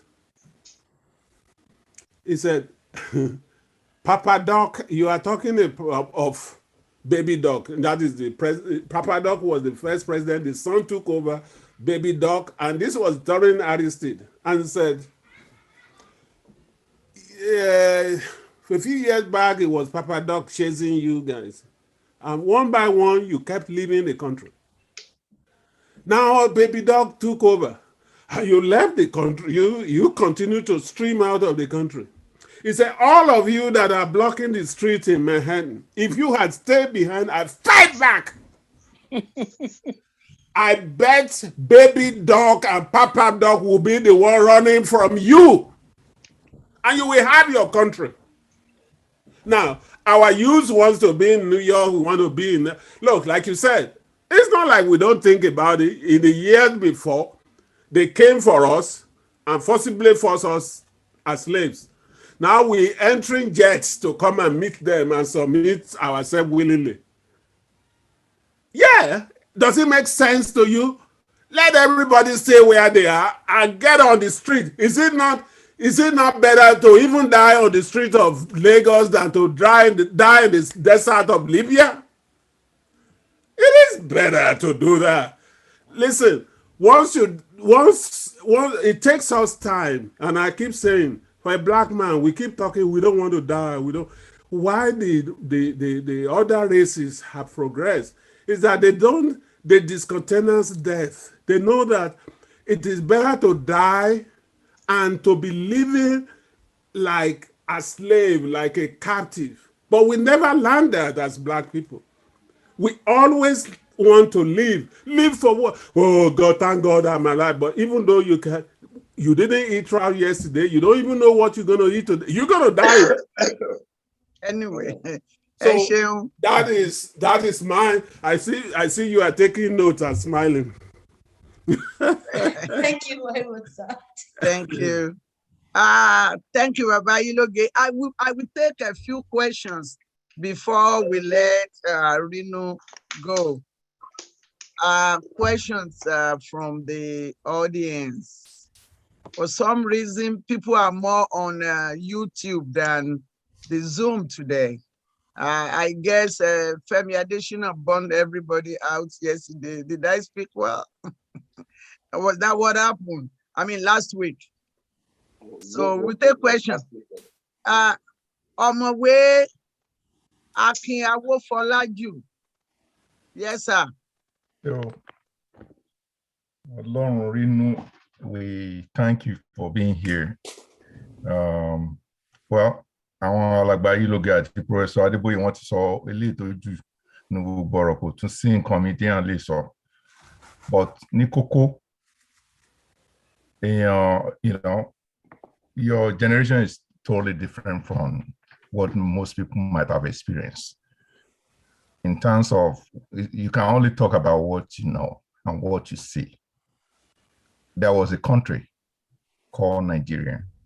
And as Baba Iloge said, that some people prefer 40 years ago how they live in Nigeria than today. Very rare you see anybody say, I prefer today than 40 years ago or 20 years ago. And there's a lot of history that notes, because this is not the way the founding father wanted Nigeria to be. And the only way we can move forward is not for the youth of today to start looking for quick fix to the problem. There's so many things available for you guys to do better than with the past generation. The social media, the interconnectivity, the networks, they are not available during Baba Iloge's, what do you call it, the active days, activism. And today, the only way to move the needle with what is happening with this country today is still going to be slowly on the hand of the youths. And then leaving the country, which I don't blame anybody that wants to leave, but how do we resolve the problem in the next 10 years, 20 years, 30 years, if everybody is leaving? The enabling environment we're talking about, we have to create it ourselves, because the people in power, we didn't put them there, they put themselves there. And you said it all when you said, even the one coming, when they're campaigning, they said, oh, I'll build road for you. Oh, because somebody born 50 years ago, it doesn't know any difference. Corruption, corruption, corruption. And this elite, when they run for the House of Rep or Senate, they believe it's a norm. And there's no way to stop it. That's why we are agitating strongly for Yoruba nation. And it's a lot of tasks in our hand to do. But the only way we can do is to have a commonality. See ourselves, we are talking about Orílẹ̀-èdè. Yoruba see all this thing ahead of everybody. Orílẹ̀-èdè, non-pe Nigeria, and Nigeria or the NCAD, no one in Nigeria, over 350 nationality. So I think few of you people that really understand what is going on are ready to roll up your sleeve to continue to look for a way to make it better, given the available technology in your hand. I want to thank you for being courageous, for all your activities online. We see everything. It takes a lot of courage to do that. And that's all I have for now. Thank you. Thank you, Dr. Awufolaju. Thank you, sir. We take questions so we can answer it. Questions, Baba Benjamin Esan. Share any ìbéèrè. Question. Unmute yourself, Baba Benjamin Esan. Àbẹ́lómi ló kọ yín lónìí ni.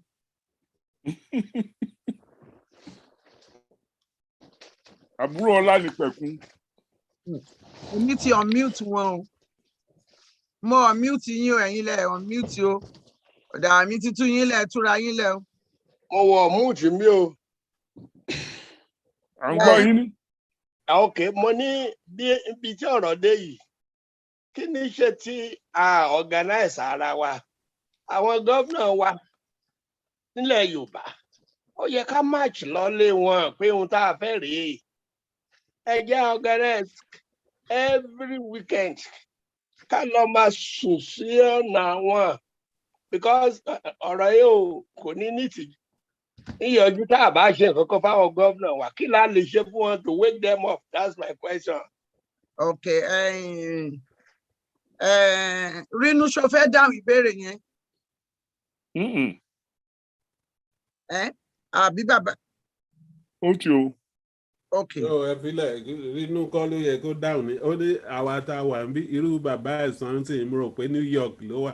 Bóyá gómìnà New York náà fẹ́ máa lọ sílé ẹ̀ ní o. Bóyá ti Èkìtì ni kò tí ì yé wa. Èkìtì ni mo lọ November. Àbí ká máa lọ sí ilé gómìnà jàre. Ṣé ẹ ti lọ sí Èkìtì ni? Ó ní November kí n tó lọ. Tẹ bá dọ̀hún ẹ sọ fún wa, à á bẹ̀rẹ̀ ńgbà yẹn. Ẹ ṣeun. Ṣé mo lè? Bàbá Adébóyè, à ń gbọ́ yín, bẹ́ẹ̀ ni. Ẹ foríjì mi, kì í ṣe béèrè ni mo fẹ́ béèrè. Mo fẹ́ kí Banji Ayiloge lẹ́yìn. Kí n lè sọ fún ọmọ wa pé tó bá dàbí gbà pé à ń over school ẹ, má bínú. Wọ́n ní bí ọmọdé bá kọyín alẹ́, àgbàlagbà fìtàn balẹ̀. Nítorí wa ti rí, ẹnu ò gbọ́dọ̀ má sọ. A sì lè sọ pé wọ́n nàka búnibúni sí wa ká má sòótọ́ ọ̀rọ̀. Gbogbo ètò ń ṣẹlẹ̀ ní ìsìn kì í ṣe ẹ̀bi àwa tá a wà láyé bíi pé láti ìpilẹ̀ṣẹ̀. Bíbélì ní bí ìpilẹ̀ṣẹ̀ bá bàjẹ́ kí lolódodo ó ṣe. lè rí nǹkan kan ṣe o. So Last time I checked. láti ìgbà tí wọ́n amúkùn ẹrù rẹ̀ ṣe wọ́ báyìí orí amúkùn lè wò wẹ́sẹ̀ rẹ̀. Ṣé ń gbọ́ mi? Bẹ́ẹ̀ni. Nǹkan ti dàrú níbi tá a wà ọjọ́ ti pẹ́. At the end of slavery, overt slavery in 1808 was 4 years beyond Ottoman Danfodio conquest of Hausa states. Ìgbà yẹn wọ́n dẹ̀ ti pinnu pé àwọn gbọ́dọ̀ gba gbogbo ilẹ̀ wa títí tó fi dé Atlantic Ocean. Wọ́n kọ̀ sílẹ̀. Ìgbà táwọn Gẹ̀ẹ́sì àtàwọn Faransé wá pàdé wọn níbi tí wọ́n ti pàdé wọn, wọ́n negotiate pé káwọn jọ collaborate. The Fulani surrendered to European authority fairly readily. Yoruba did not. In fact, by the time táwọn sọ gbogbo nǹkan táwọn sọ yìí, èmi ni Herbert Macaulay ni o, èmi ni gbani àwọn ni, they have become center stage. Wọ́n ti ń gbọ́ àwọn òyìnbó lẹ́nu.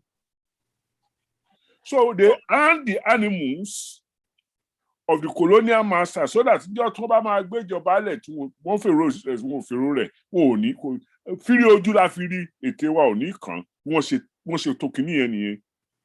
Yín ò kì í ṣẹ̀bi Ayílógé kì í ṣẹ̀bi Adébóyè kì í ṣẹ̀bi Ẹ̀sán kì í ṣẹ̀bi anybody tó wà níbí ju pé bá a ṣe bá ayé nìyẹn. So by 1914, when they were doing the amalgamation, irọ́ ni wọ́n ń pàtàn wá jẹ. Wọ́n dẹ̀ ti ń parọ́ yẹn òyìnbó ń pa Fúlàní ń pa. Àwa tá a dẹ̀ ń wá some peace bó ṣe ń sọ pé kún tiẹ̀ fi wálẹ̀ ká tiẹ̀ rí mú mí. Àmọ́ major original agenda. Bàbá kan wá wà láàrin wa o. Kódà kò jìnnà sí ọ ní Kòròdú. Awólọ́wọ̀ ni wọ́n ń porúkọ ẹ̀. Òun ló ronú jinlẹ̀ tó sọ pé the best way ní Nàìjíríà bá máa continue is as a federation. Kórílẹ̀-èdè kọ̀ọ̀kan máa dá tiẹ̀ ṣe kán wá jẹ́ pé irú wá ògìrì wá ńlá fi pàdé nínú ìsásùn. Ìsásùn yẹn ni federal government, federal structure. Ìjọ tí wọ́n ti dàbàrú federal structure tó ti di pé tí Ìgbò ọ̀bá rí gbà Haúsá gbọ́dọ̀ Fúlàní gbọ́dọ̀ gbà ìjọ yẹn ni wọ́n ti dorí wa kó òrùn alẹ́ kódẹ̀ tó ṣe yẹn wọ́n ti gbáwó lọ́wọ́ lọ sẹ́wọ̀n wọ́n ti ṣe gbá wọ́n ti ṣàwo. So àwa tí à ń pè ní olówó ọ̀fáriwo tó jẹ́ pé tí wọ́n bá fi ìtura bí ọjọ́ méjì lẹ̀ fún wa inú wọn dùn á rò pé ayé ti ìjọba ọ̀run ti dé. Wọ́n mọ̀ ìmọ̀ ṣe ọgbọ́n ni wọ́n fi ń ta tí wọ́n bá láwọn ń ṣe restructuring lónìí kódà gbogbo Yorùbá ló máa yá lọ lù wọ́n. Wọ́n wá fìyẹn tàn wá jẹ fún bíi ọdún kan kíkú mi ò tó ṣẹlẹ̀ kó tó gba gbogbo ìjọba kó tó ṣe nìkan. No! Ibi tá a dé dúró nísìnyí, fool me once, shame on you. Fool me twice, shame on me. Mi ò mọ̀ bẹ́ẹ̀ ṣe ń sọ yẹn ní Kòròdú o, but I want you to know I hope I'm not too loud, but I spoke to my nieces and nephews in Nigeria today. Nǹkan kan náà là ń rí sọ láti bí ọdún 10. Àwọn náà fẹ́ jáde, wọ́n gba degree, wọ́n ṣe gbá, wọ́n ṣàwo, wọ́n ṣe kòkò bàbá àṣàsùn. Èmi ń bọ̀ nílé ni kì í ṣe pé káwọn tó wá bá mi níbí yìí. Otherwise, we are ruined. We are in 1953. One teacher of history in my elementary school said to my class, that the slave trade rendered Africa depopulated. That was the biggest English word I ever heard. Depopulated. Slave trade by Arabs and Europeans, or enslavement of Africa by Arabs, rendered Africa depopulated. Now, kí ló ń ṣẹlẹ̀ nísìnyí? A version of it, the 21st century version of it, is going to render us depopulated. Nígbà tá a bá tírú yín bá lọ sí school, tí àfojúgbaná, tá a rówó school san, tẹ́yìn náà fún kan mọ́ra, tẹ́ kàwé gbogbo ẹ̀, tẹ́ di nurse, tẹ́ di lawyer, tẹ́ di gbogbo ẹ̀. Tó á jẹ́ pé at 22 o, kásá lọ sí England, kẹ́tún lọ mọ dẹrúmbò míì. Kó lè jẹ́ pé resources tá a rò kó máa ṣàǹfààní fún wa ní gbọ̀ngàn, lẹ wá lọ gbé fún wọn ní kìíní. You know, the place will be depopulated, it will be weakened and ready for other people to take over. Please, talk to your mates. Look, I came home 3 times in 2019. Mi ò sá lọ. COVID ni ó jẹ́ kí n wálé. I think we need a method of public education. Tí ó fi jẹ́ pé if they sanitize history from your curriculum and they sanitize this from your curriculum, our àti ìkúta ti wà, we can fill in the blank. Ká tó tate rúpa. Ẹ ṣeun bàbá. I think you should be able to think about that. Ẹ ṣeun. Alàgbà Fọlájogún ṣe níbèrè ni torí ọjọ́ ti lọ.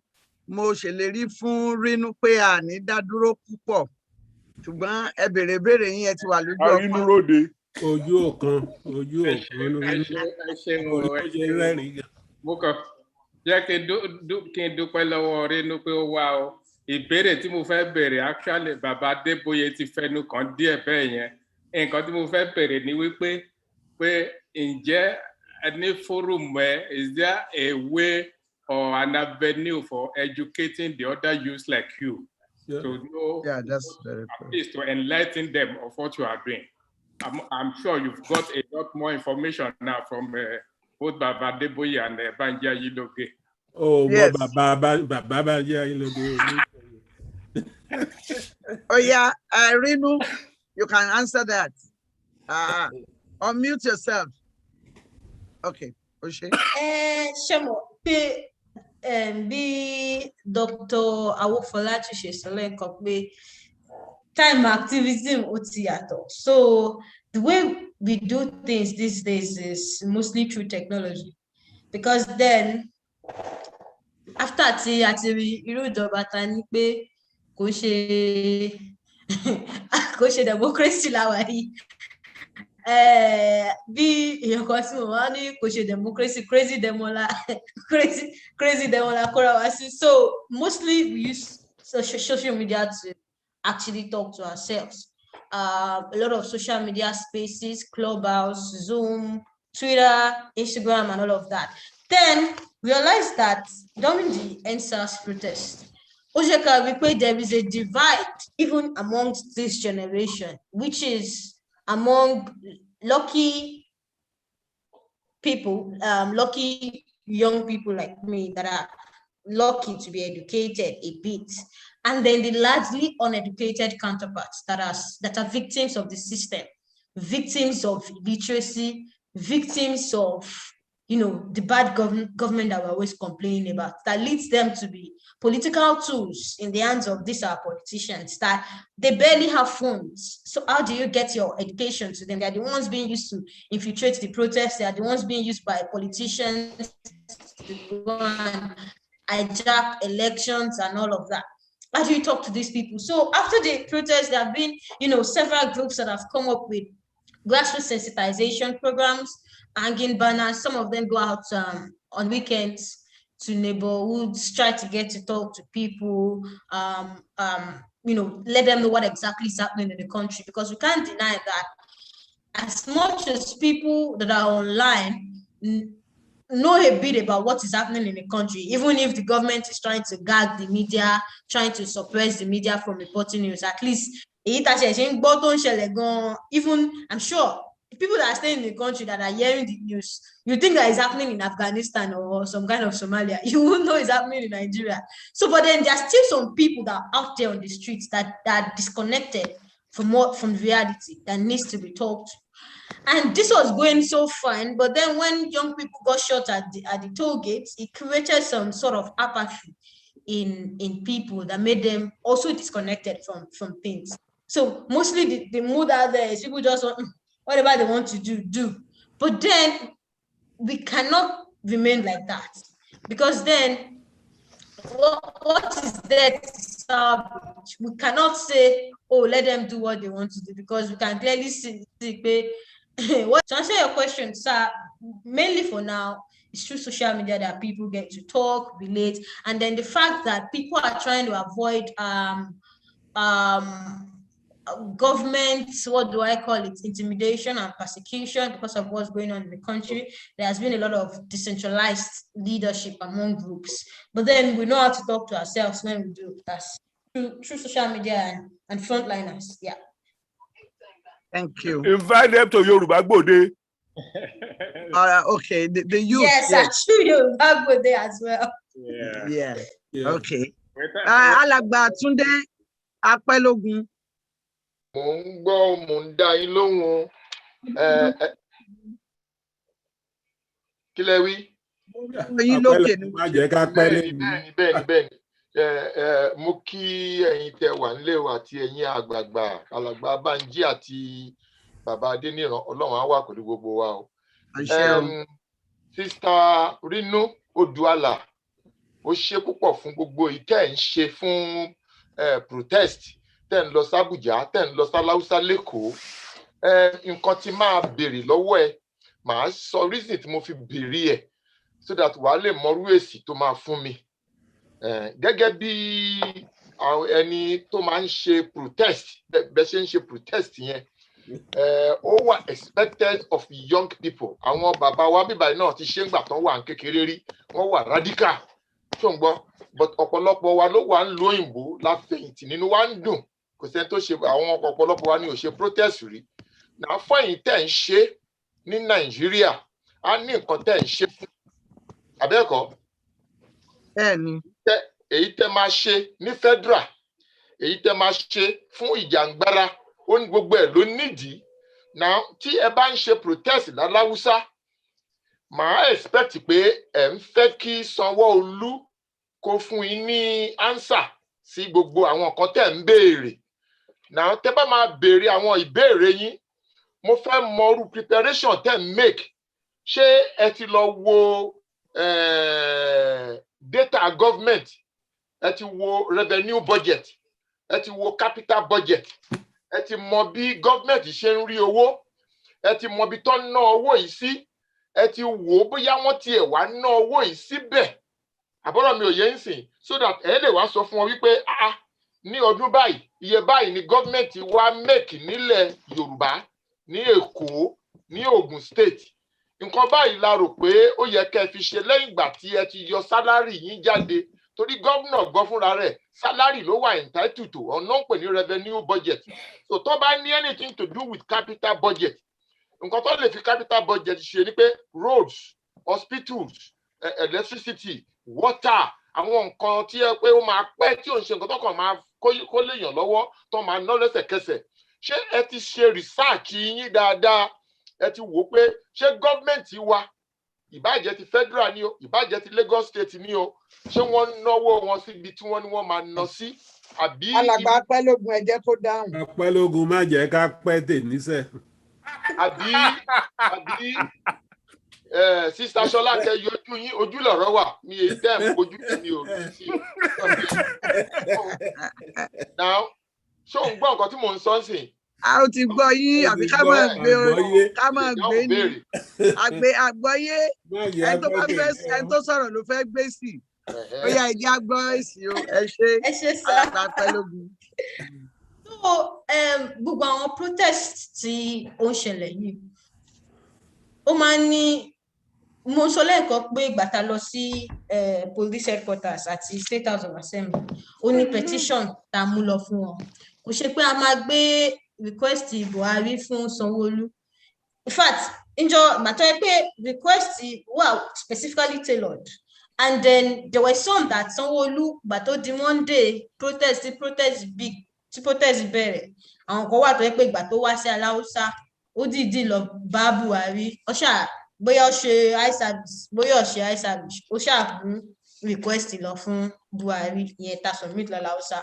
What am I saying this is that young people tí wọ́n bára wọn in activism these days, there are a lot of organizations that we partner with that do some of these things. Even when you tell sọ pé budget, revenue budget and all of that, the organizations that do that like Tracker NG, they're on Twitter and Instagram. They monitor money as they go in and out of government. Alone government budget fún specific project yìí short ṣe project yẹn short ṣe àìmọye project tó máa update online pé government update all approve 3 billion for project school yìí òun rèé 4 years after they are yet to do anything about it to embezzle wọn lọ máa ṣọ̀nà fáwọn people yìí 2 billion lọ approve wọn tí ṣe eléyìí wọn sì ń ṣe lọ eléyìí wọn ṣe lọ. So there are organizations like this that help track, that are citizen based, that help track this government excessing. There are ones like Budget NG, there are ones like Connected Development, there are ones like EIE is there, Paradigm.ng is there. There's this Follow the Money. Yeah, Follow the Money is also another organization that help follow government spendings and say, this is what they approve, this is what they are. Be example, National Parliament wa tó di ilé kí la máa pè tó mi bẹ̀rẹ̀ sí ní jò ní Parliament House, something that is unheard of, that billions of naira have been approved for the renovation of these places, and then 2021 Parliament House, Ojoshimba Parliament House, which is a national disgrace. There are organizations that are following these things, that are making sure that these are things that have been approved, these are things that are supposed to have done. So this like Citizen Gabu. So these organizations, when young people want to protest, even like protest last year, help us draft petitions that are specifically tailored to the aims and goals of the protest. Thank you so much. Atọ́kùn ṣe ẹni béèrè ká tó kó gbánlẹ̀. Atọ́kùn Yorùbá Gbode Ayọ̀bámi Abọ́lájí. Àìsí ń bẹ̀rẹ̀ láì dá sí. Mo fẹ́ kí arábìnrin nínú Odùduwà fún iṣẹ́ takuntakun tó ń ṣe pé kó má jẹ́ kó rẹ̀ wọ́n. Wọ́n ní èèyàn kí bàtà bá forí tì lópin la máa parí ẹ̀. But mo fẹ́ kó jẹ́ pé àwọn tẹ́jọ jẹ́ ìrọ̀tẹ́ wàánú kínní ẹ máa encourage ara yín gẹ́gẹ́ bí àwọn alàgbà Bánjí Ajílóge àti Professor Adéníran Adébóyè ti sọ. Kò ń ṣe pé gbogbo ìgbà náà ni I just want to get out. Wọ́n ṣe sọ ọ̀pọ̀lọpọ̀ àwa tá a wà yìí activist làwa náà nígbà tá a wà ń bẹ̀. Àwọn ológun alẹ́ yìí náà padà lọlé. ẹ máa gbọ́ ológun ló lé wa kó nílé. Torí àwọn èèyàn òpin àti ẹ̀ràn èèyàn ṣe wọ́n pààyàn ṣeré ni. So I believe pé Ọlọ́run kan wá fi wá pamọ́ sí ìbáyìí ni, ṣùgbọ́n bàtà débìí àìní ìgbà gba nǹkan míì kúrò lọ́wọ́ wa. Àwa realize pé onílé ti ń fà parí iṣu hàn àlejò náà òwe lé tó lọ, ṣùgbọ́n ẹ̀yin tẹ́ wà nílé ẹ gbọ́dọ̀ create àyè láti jẹ́ kí àwọn tó fẹ́ padà wálé kán wà integrate pẹ̀lú yín. Torí nǹkan tẹ̀mí rí, mo wá sí Nàìjíríà ní ọdún 5 sẹ́yìn, ó sì lo oṣù 6 àtààbọ̀. Ṣùgbọ́n gbogbo àwọn ọ̀dọ́ tí mo bá sọ̀rọ̀ nígbà yẹn, nǹkan táwọn gbà ní pé àkílẹ̀ fẹ́ fún wa, wọ́n bèèrè lọ́wọ́ pé kílẹ̀ yín gangan fẹ́ gbé sílẹ̀. Àwa ti wà níbo sọ pé a máa fún yín ní idea nǹkan tẹ́ lè ṣe. Ìtawà ṣe ń gbà yẹn tá a parí, àtẹ̀yìn ṣe níṣẹ́ àgbọ̀dọ̀ dápọ̀ kẹ́ fi àyè lẹ̀. Ṣùgbọ́n ẹ̀yin ọ̀dọ́ náà ni, sórí ọ̀dọ́ ló ń ṣe PA nísìn, ọ̀dọ́ ló ń ṣe driver. Gbogbo àwọn ọ̀dọ́ ẹgbẹ́ yín ló di ọlọ́pàá. Àwọn ọlọ́pàá táwa mọ̀ ń gbà yẹn ọ̀pọ̀lọpọ̀ wọn ti fẹ̀yìntì báyìí. Àwọn náà ni ìyà dẹ̀ ń jẹ wọ́n. So ẹni láti jẹ́ kán mọ̀ pé okay, bọ́n máa fún wọn lówó láti fowó bọ̀ wọ́n nú kó tó dìbò. Wọ́n lè gbowó wọn, ṣùgbọ́n ká lọ ṣe nǹkan tó máa tọ́ fún ìran tiwọn lákòókò wọn. Ara wọn náà ní ayé ìgbà táwọn ṣe student unionism, wọn fowó bọ̀ wọ́n nínú. Nísìnyí àti gbọ́ pé owó náà fún àwọn student union leaders. Tó bá gbé wọn fẹ́ ṣe protest, wọn á kàn tó ń darú because everybody owó. Ṣùgbọ́n bó lówó yẹn bá wọn dé, ọjọ́ ọ̀la wọn, sórí gbogbo àwọn tó wà ní ìjọba nísìnyí, wọ́n ti lo alẹ́ wọn tán, òru náà fẹ́ wà báyìí torí wá wọ́ ọ̀pọ̀lọpọ̀ wọn. Ọjọ́ orí wọn kì í ṣe ọjọ́ kékeré mọ́. Bó ti rẹ̀ kán kówó yẹn jẹ tó, kán dúró lórí ipò yẹn tó, wọ́n ti lo ọjọ́ alẹ́ wọn tán.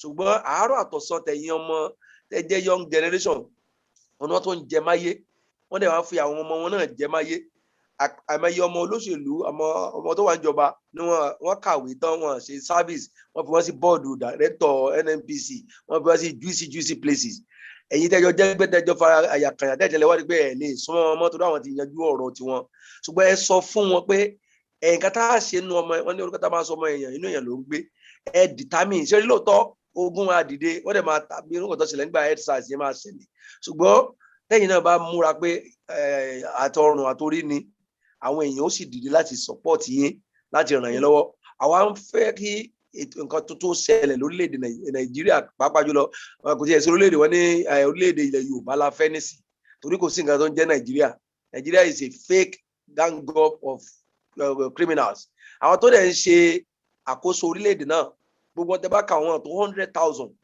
nínú 200 million tó ní population so tí ẹ bá mọ̀ pé ẹ̀mí ẹ̀ǹkan tẹ́ fẹ́ ṣe yẹ mí ní bóyá wọ́n ṣe sọ lẹ́ẹ̀kan àti gómìnà àti chairman local government ẹ jẹ́ ká ti bí pẹlẹbẹ mọ́ ọ̀lẹ̀ jẹ́ ẹ lọ challenge chairman local government tẹ́ bá wà pé kí lẹ̀ ń ṣe pẹ̀lú allocation tẹ́ ń gbà tẹ́ bá ti kọ́kọ́ wo ìsàlẹ̀ tẹ́ rí pé local government ẹ̀ wò sí ọjọ́ kó ṣe ẹ tú àṣírí rẹ̀ síta àwọn information tó ń gbà owó tó ń gbà everything ó wà public information ni ẹ mọ̀ jẹ́ pé kọ́ pé yín sẹ́gbẹ̀ẹ́ wọn fẹ́ nìkan lówó ìyẹn ayẹyẹ padà torí ẹ̀ǹkan tó ṣe láàrin ẹ̀yàn ọ̀dọ́ ni pé àwọn èèyàn ń gbẹ̀yìn bẹ̀bọ̀ jẹ́ táwọn kan bá múra kọ́ fẹ́ ṣe irú nǹkan tẹ́ ṣe pẹ̀lú EndSARS yẹn that was the best protest ever kó tó pé àwọn kan lọ gba owó àbẹ̀tẹ́lẹ̀ lẹ́yìn wọ́n wọbẹ̀ lọ wọ́n bàbẹ̀ jẹ́ so ẹ jẹ́ kán mọ̀ pé àti òkè tó fẹ́ lọ àti òkè tó fẹ́ lọ òkè òkun náà ní ìyá tiẹ̀ àpapọ̀ wa táwọn àbí àtolóòtú àtẹ̀mí àti àwọn bàbá yìí lóge akọ̀ wà ń bì báyìí ní ilé ò bá tú ó tẹ́ wa lọ́rùn ju kẹ́kẹ́ kan jókòó ìbílẹ̀ ṣùgbọ́n akọ̀ wo pé wẹ́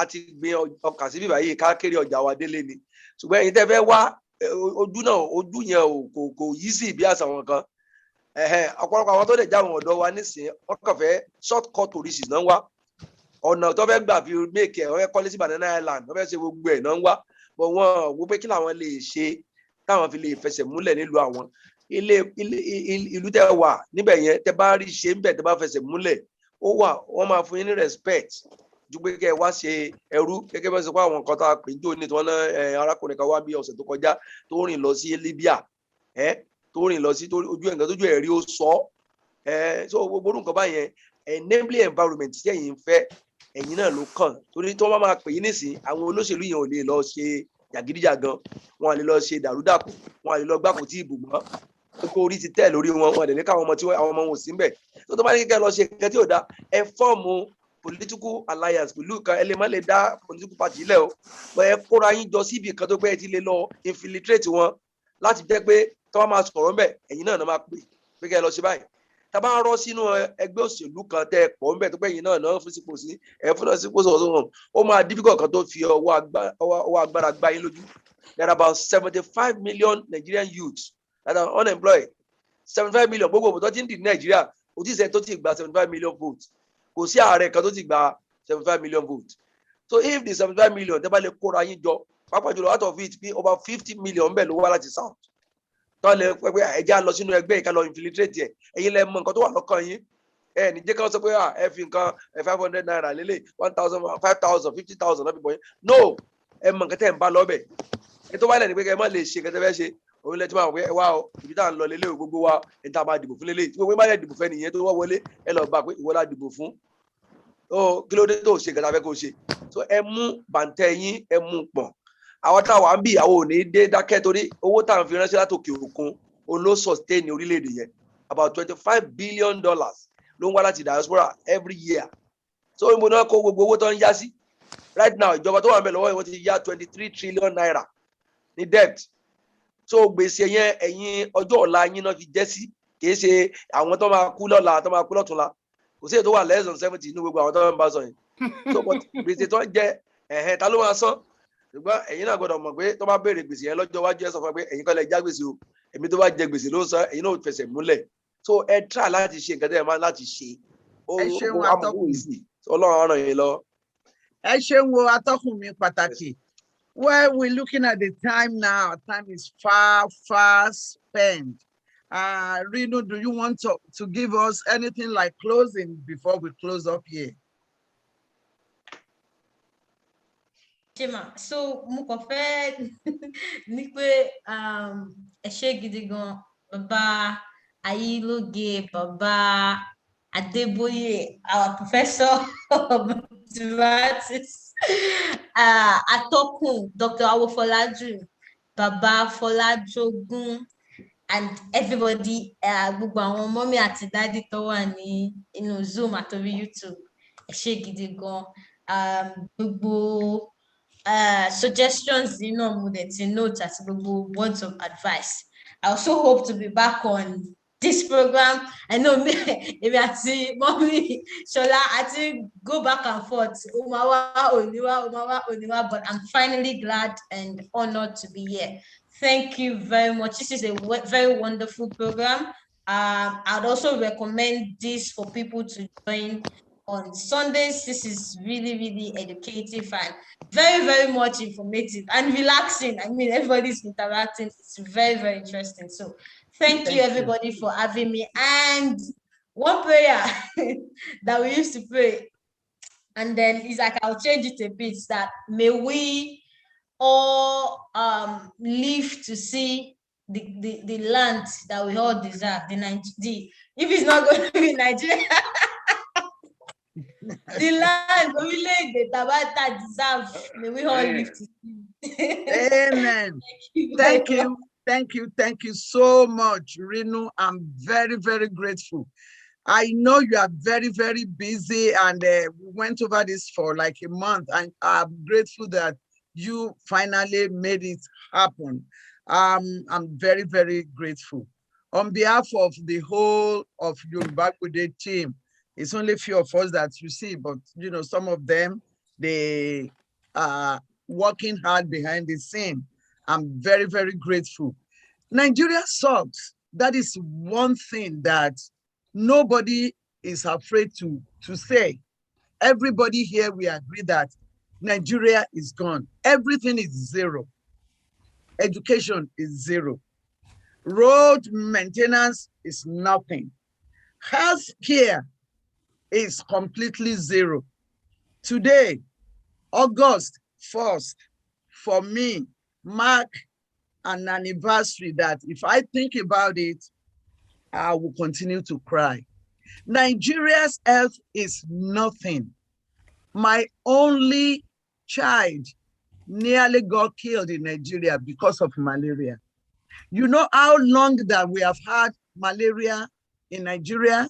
Still, we cannot take care of malaria. The only thing that gives me the opportunity to be talking about it today, I'm talking about 4 years ago. My daughter was sent by helicopter to South Africa because she became unconscious from malaria. If she didn't have health insurance, if she didn't leave from America to go to Nigeria, if she didn't have health insurance, we won't have anything to say. Today is the anniversary of when she became conscious in South Africa. I stayed 28 days in South Africa. Malaria fever. Ordinary malaria. So you can imagine how many people who went to Nigeria or who were born in Nigeria that they didn't have this opportunity. Sorry to interrupt you, ma'am. Almost 70 people died of cholera last week. See? Look at that. These are people, I mean, people who could help Nigeria. My daughter loved Nigeria. She was born here. She loved Nigeria like anything, any project she wanted to do. I want to do it in Nigeria. But it was a bad experience. Ordinary malaria. So is that where we should call home? Those of us who are here, it's not a, I mean, it was the only choice left. I always say, ẹ̀yin alágbára lẹ wà ní Nigeria, àwa ọ̀lẹ ibẹ̀ la sá lọ, ọba rí kú ọba họ. So I thank you so much. And I want to take this opportunity for you to let the other kids, the other youths like you who are struggling, let them be aware that the struggle continues. It's not going to end. It is going to pay you because it is your life now. It's going to pay you because it is your generation. You have to insist of better things for your generation. It's not a matter of choice. Tell them, insist, do everything that you need to do to educate others and to stand on your feet. It has to change for your generation because you deserve better. And you have everything that it takes to do it. You are more advanced than us in technology and being active and everything. Please do everything that you can do to change life for your generation. So before I go, shall I free my video, please? Oh, by any abankewi, and oh, okay. And Baba, you don't get right to do your oriki, but Bolon Kani one less so. Ètò dẹ̀ ká wọn lára níbẹ̀, ètò dùn mọ́ wọn ni wọ́n sọ. Ètò dùn jù nìyẹn. So ọmọ ṣàlèjẹjẹ ní Ìkòròdú bí ẹni tí ọ̀rọ̀ kiri rí. Wọ́n tún kì wọ́n ní akémọ ní pọ́ríkì ẹsẹ̀. Òṣàkòdú òpé méjì àfi ẹ̀lúkú mẹ́dẹ́. Àjòjì kan ò gbọ́dọ̀ wò ó. Àjòjì tó bá wò ó, wọ́n ní ojú rẹ̀ láti fọ́ ni. Wọ́n ní ẹ̀yin ni aké ní pọ́ríkì ẹsẹ̀. Wọ́n ní ẹ̀yin ni ọmọ adọ́ba lóhùn. Wọ́n tún ní ẹ̀yin ni ọmọ awáyé mọ́ bá wọn ṣèṣẹ́. Nítorí pé kò sí aláàrù ní Kòròdú, wọ́n ní ìlú tó yìí kò láláàrù. Lọ́gàá ni gbogbo wọn. Ọmọ òsínwín rẹwà. Mo ń try láti wo orí mi torí ó ti ń di méjì àbí mẹ́ta. Mo dúpẹ́ púpọ̀, ojúlówó ọmọ ni ẹ́, ojúlówó ọmọ ni ẹ́. Àdúrà mi ni pé Ẹlẹ́dàá yóò wò ẹ́, ó dàgbà, ó dògbó, àwa Yorùbá ni ẹ́, láṣẹ Ọlọ́run ògo náà kò ní wọ òkùnkùn. I'm very, very grateful for everything that you do, for all your efforts and the way you present yourself. Thank you so much. So everybody on Yoruba Gbode, I thank you. Daddy. I thank everybody here for being here today as usual. And I'm taking this opportunity to let people know that Yoruba language class, the new semester is starting August 38th. The new semester is starting August 38th. There are so many people who have taken application form. So if you know you want to participate, you need to apply on time because the class is filling up. Scholarship, love it. Maybe I'm going to place her in advanced proficiency. Ṣára owó àná nìyẹn. No, we need the class. We need the class also because then I was to speak at the London School of Economics, I think, was it last month? And then I want to call marginalization. Because they asked me to speak in Yoruba, and I was first perplexed, like, okay, but oppression in Yoruba, marginalization, police brutality.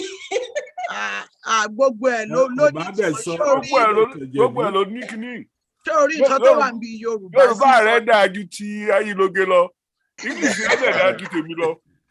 Mama dáhùn lóhùn wọn ò gbọ́ ìjà rẹ ni mo fi ń sọ̀rọ̀ ńgbà míì. Bí bá sọ ìjà rẹ wọn ò gbọ́ torí àwọn wọn ò gbọ́ ìjà rẹ. Ìjà rẹ dẹ̀ ni original Yorùbá. Ó ti o gbọ̀ngàn.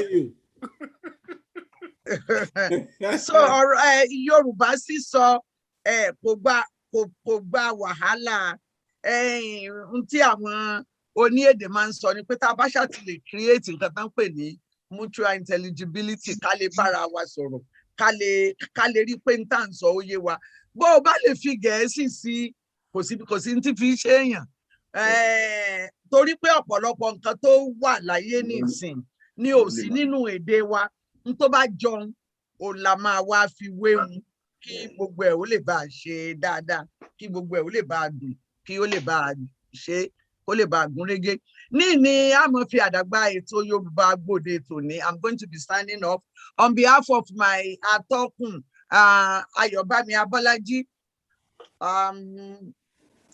Say your bye-bye. Thank you very much. Ṣeun gan ni. Adúpẹ́ fún gbogbo àwọn tó bá péjọpọ̀ ní orí ètò tèmi. Adúpẹ́ fún arábìnrin Rínú Odùalà náà tó wá. A pè ó dẹ̀ dá wa lóhùn. A gbà ládùúrà pé gbogbo iwájú lọ́pọ̀ ibi tí ó mọ̀ ọ́ rí sí. Gbogbo àdáwọ́lé tá a dáwọ́lé yẹn á délé èbúté ògbó. A tún èdè sọ̀rọ̀ míì sọ nígbà tá a wá dé orílẹ̀-èdè Yorùbá torí wọ́n fẹ́ wọ́n kọ̀ á dé orílẹ̀-èdè Yorùbá ni kò sí nǹkan tó ń jẹ́ Nàìjíríà. Ọlọ́run lè ní máa rẹ̀ á lè ṣe gbogbo wọn péjú ṣe. Ọlọ́run sọ wá ju ọ̀sẹ̀ tó ń bọ̀ lọ lágbára Ọlọ́run àti máa mú ètò tuntun wá. Ire lójú owó ń rí o. Ire o.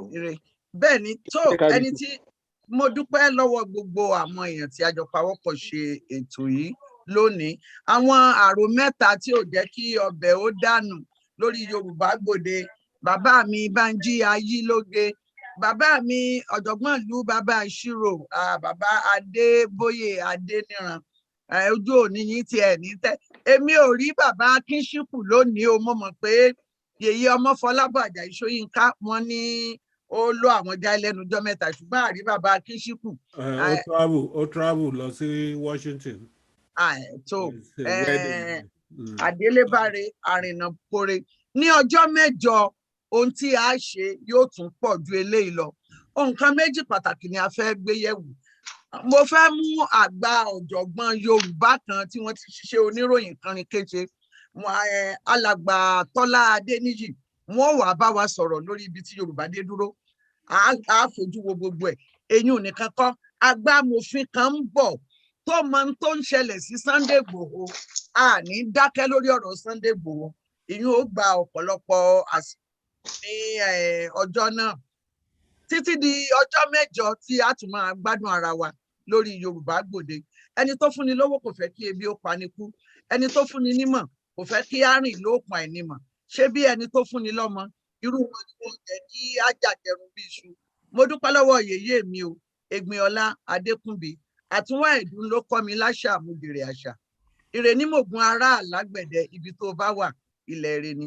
Ẹ forúkọ ọmọ yín sílẹ̀ ní ilé ẹ̀kọ́ Yorùbá sísọ, ilé ẹ̀kọ́ ti Yorùbá Gbòde yóò ju wa ṣe o.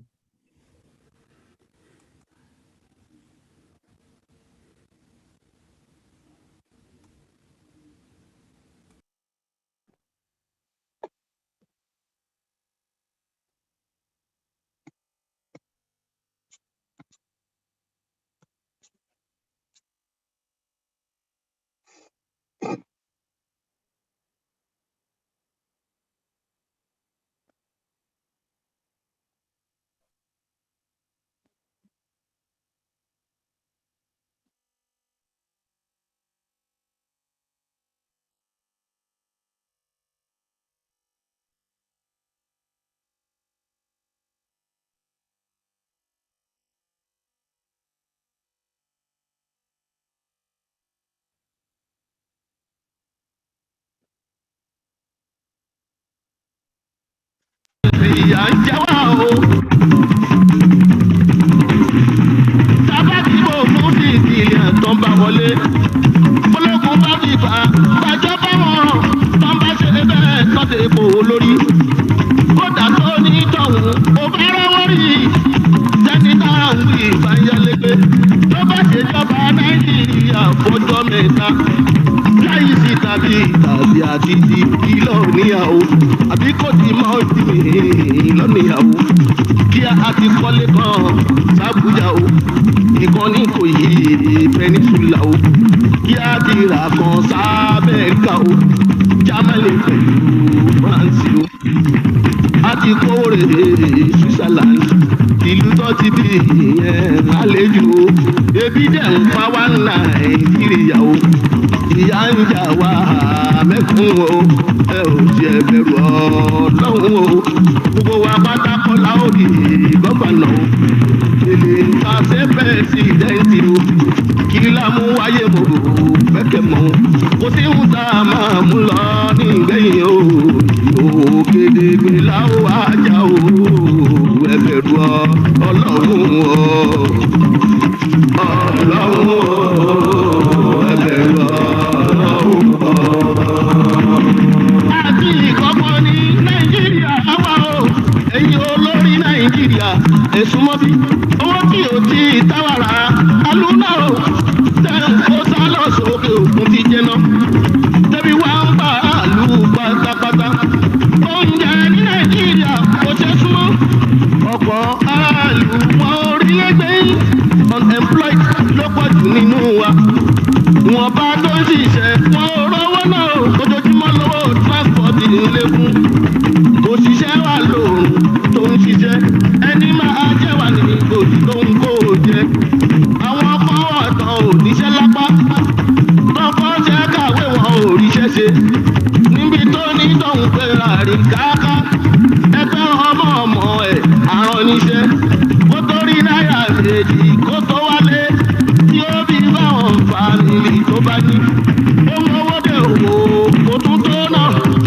ṣé ló máa rántí àtìraṣọ débi tí ó rà fọmọ fún ìyàwó ẹni tó kàn ló mọ kàbíra wa mẹ́kùnún ìyá ń jẹ wá Nàìjíríà o tálákà wa ń jìyà o ń jìyà o tálákà wa ń jìyà. bẹ́ẹ̀ yóò bá owó orílẹ̀-èdè wa jẹ́ tó yẹ kó fi tọ́jú aráàlú pátápátá táwa mẹ́kúnnù wa ń jìyà lásán bí ò bá kó kúrò ní ilẹ̀ yìí tó tọ́jú ó dà kókó sá lọ sókè òkun lọ tọ́jú ẹlẹ́gà tálíkà ni ó gbaná ìṣẹ̀dá Nàìjíríà ni ó bí wọn ẹ ó tún kúrò jọ ẹgbẹ́ dọ́rùn ẹ ó jìyàwó tọmọtọmọ kì í máa ṣe pé o Kúránì ló sọ bẹ́ẹ̀ ẹ ó jìyàwó wọn látàkì ti sọlì mìíràn ìlàlàlàlà èpè kọ́ o ẹ ó jìyàwó Bíbélì tó sọ bẹ́ẹ̀ ẹ ó jìyàwó báwo máa bẹ ṣe bàbá o nígbẹ̀yìn o láàárọ̀ mọ́dọ́mọ́ sẹ́mọ̀ o àtúbọ̀tán ló yẹ ká tó ọ̀rọ̀ rí ẹ̀rọ rí o ẹ̀rọ rí o ọ̀rọ̀ rí ẹ̀rọ rí o.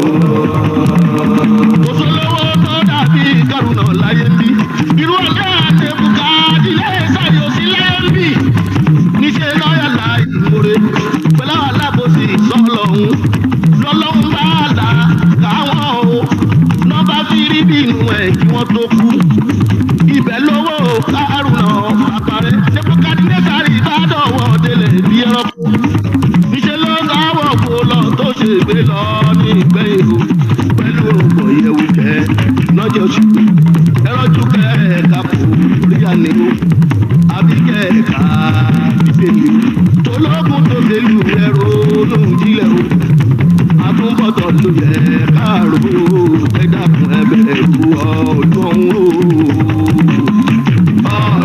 Ọlọ́run ẹ bẹ̀rù Ọlọ́run o. Adolf Hitler jagunjagun tìlú Germany lọ́jọ́ sí wọ́n ṣe tó lè di ìdí ẹ̀ ní kọ́má. mo ṣe fẹ́ràn ní ìṣàn ló gbójú lé ìwà àbájẹ́ tó wù sílẹ̀ láráyé ń wí. ẹ̀sùn mọ́ bí kẹ́ ẹ wá sọ bí tó kù sí. àwòrán ẹni tó wojú òkú ìtìlá òwò jagun lábí ṣe kòkò nípòsò. ó jẹ́ ní èyí ní ìgbẹ́yìn o kí ayé ń bilẹ̀ dá ó ti jìyà kó tó jẹ́ bàbá ìyá lọ́rùn àtúbọ̀tán ló yẹ káàró ló yẹ káàró àtúbọ̀tán ló yẹ káàró. ìlú Libya létí ń bí mo ti ké bá ara bẹ̀ wọ́n rówó náà aráàlú Libya wọ́n rí lẹ́gbẹ́ oúnjẹ nínú Libya wọ́n gbogbo àpọ̀ 90% náà rí ṣeéṣe òtítọ́ population wọn kò máa tó ti wá bẹ́ẹ̀ lọ ààrẹ Libya kò tó ti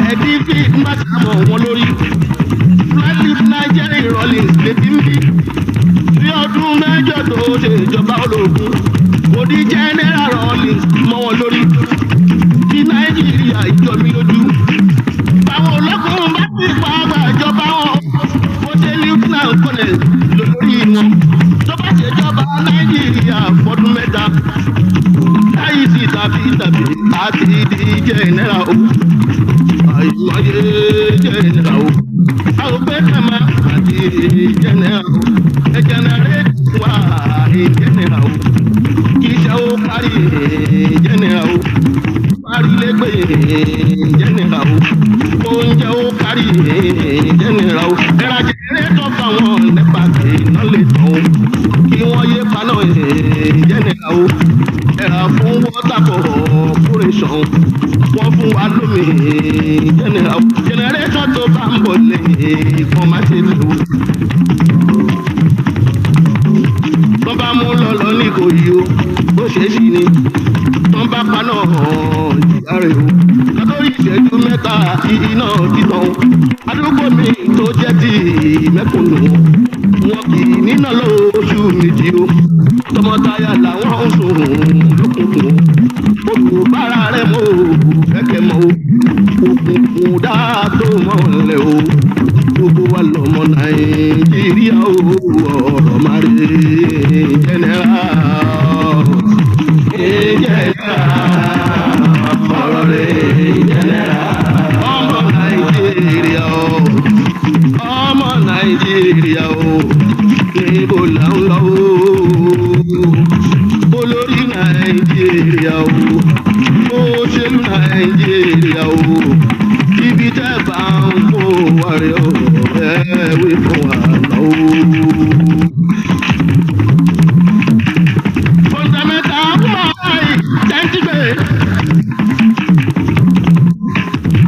tẹ́lẹ̀ fún wa ní Nàìjà ń bí ẹjẹ́ yé dìrọ̀ òtítọ́ lójú torí kíjọba bá ṣèlú yóò dánmọ́rọ́. ọ̀rẹ́ ló gbọ́dọ̀ fi pẹ́ bàbá rẹ̀ ní tó díje sọ̀rọ̀ nínú wa. ẹ sọ pé kí security kó lọ́mú ẹ sọ pé tọ̀hún fẹ́ dàlúrú. ẹni tí security tán bá mú tó bá darí wọlé kó máa dúpẹ́. bí ọjà tó lé ẹkùn tó dé ní ó yẹ kó ní tọ̀hún gbà kó máa jó. iye ẹ̀mí tó pa ẹ̀ ta ò mọ̀ ń kọ́ báwo rí yín bàbá lókè rí wọn o. ẹ̀yin lẹ́ gbàgbọ́ ọjọ́ dájọ́ ẹ ó sunkún rojọ́ kò ní ságbára ẹ ó pàgbé wà ìlú lálágbára tó ga jù ọba kárùlà tó fi jù ẹni bàjẹ́ dandan ní bójìyàwó alágbá ẹ̀rọ nùjìnlẹ̀ o kẹ̀yà bẹ̀rù Ọlọ́run o Ọlọ́run o ẹ bẹ̀rù Ọlọ́run o. kábíyèsí South Africa kábí kọ́kọ́.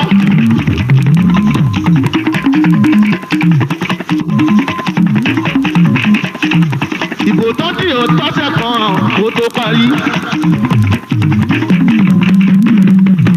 former president de Klerk tó ń jó lórí. bó ṣe rí kó ń kàbọ̀ yí lọ́wọ́ àti pé Nelson Mandela tó ń ṣíwájú. pẹ́sìgọ́ tó wà nílẹ̀ èyí tó ti mú òun àtàwọn tó kù lẹ́yìn ò lè lè bá. ó wá ní ayé máa di tiwa. ló ti ń ṣe congratulations President Mandela o congratulations South Africa o from prisoner to president. ọdún mẹ́tàdínlọ́gbọ̀n lọ́pẹ́ wọn o de Klerk tó fi sílẹ̀ lọ́pẹ́ wọn o. mo tún kọ́ la fi sí second deputy o. wọn ìkàbò tọ́tọ́ tí ń rè parliament ìlú democracy o. àwa tá a jọta democracy kí làwa lọ sí ní South Africa o. ohun ojú rí ẹni kò ṣe òyìn o. báwo bá ní tìjú ní Nàìjíríà o. ká ṣọ́ra ká má lè ní ẹ̀yìn o. ẹbí ọgbọ̀n Nàìjíríà o. Nàìjíríà o ẹbí ọmọ Nàìjíríà.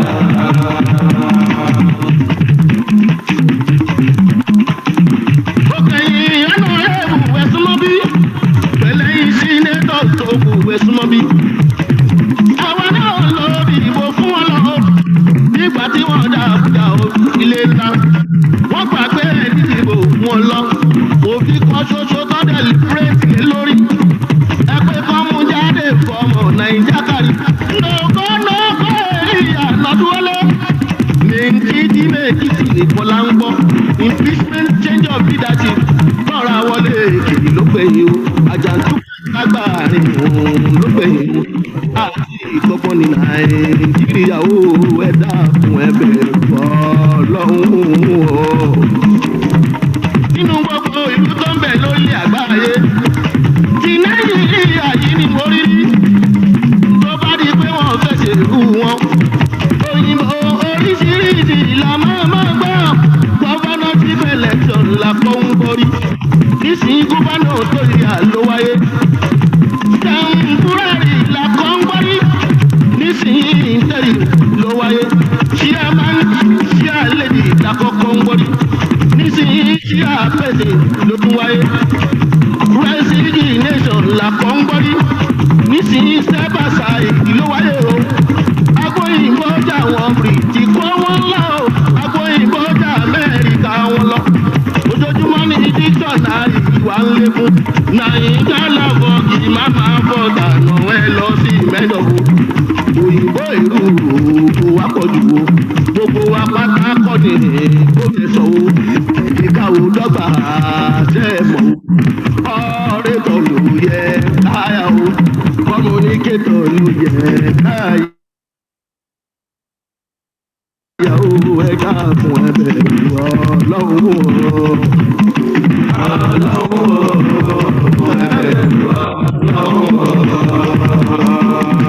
Àdìbò ní council level, ayò olórí. Àdìdì state level, ayò olórí. Nígbà tó di federal lókun bá dé. Cancellation of primaries lákọ̀ọ́kọ́ ń gbọ́. Ìgbà tó di June 12, ayò olórí. Hausa dìbò Fabiola. Yorùbá dìbò Fabiola. Ìbò wọn dìbò Fabiola. Ọ̀rọ̀ kan pé fún Mọ̀ṣúrì kó bá wa ṣe. Káyọ̀ ojú mi ìlú tòrò kárí ṣe. Òyìnbó annulment tó wáyé. Ó fẹ́ẹ̀ dógùn sí Nàìjà ń bí. Ọpẹ́lọpẹ́ sùúrù Abíọ́lá Maṣúọ́rìtì solo ń ló yọ wá. Ká tún dúpẹ́ lọ́wọ́ ọmọ Nàìjà pátá. Sùúrù pẹ̀lú faradà tani. Mi ò jẹ́ kó mú ọjà lù wá ń bí. Àti kọ́ Ọlọ́run fẹ́ràn wa gidigidi. Torí irú ogun nílùú Somalia kò tọ́ sí wa. Tìlú Bosnia kò tọ́ sí wa.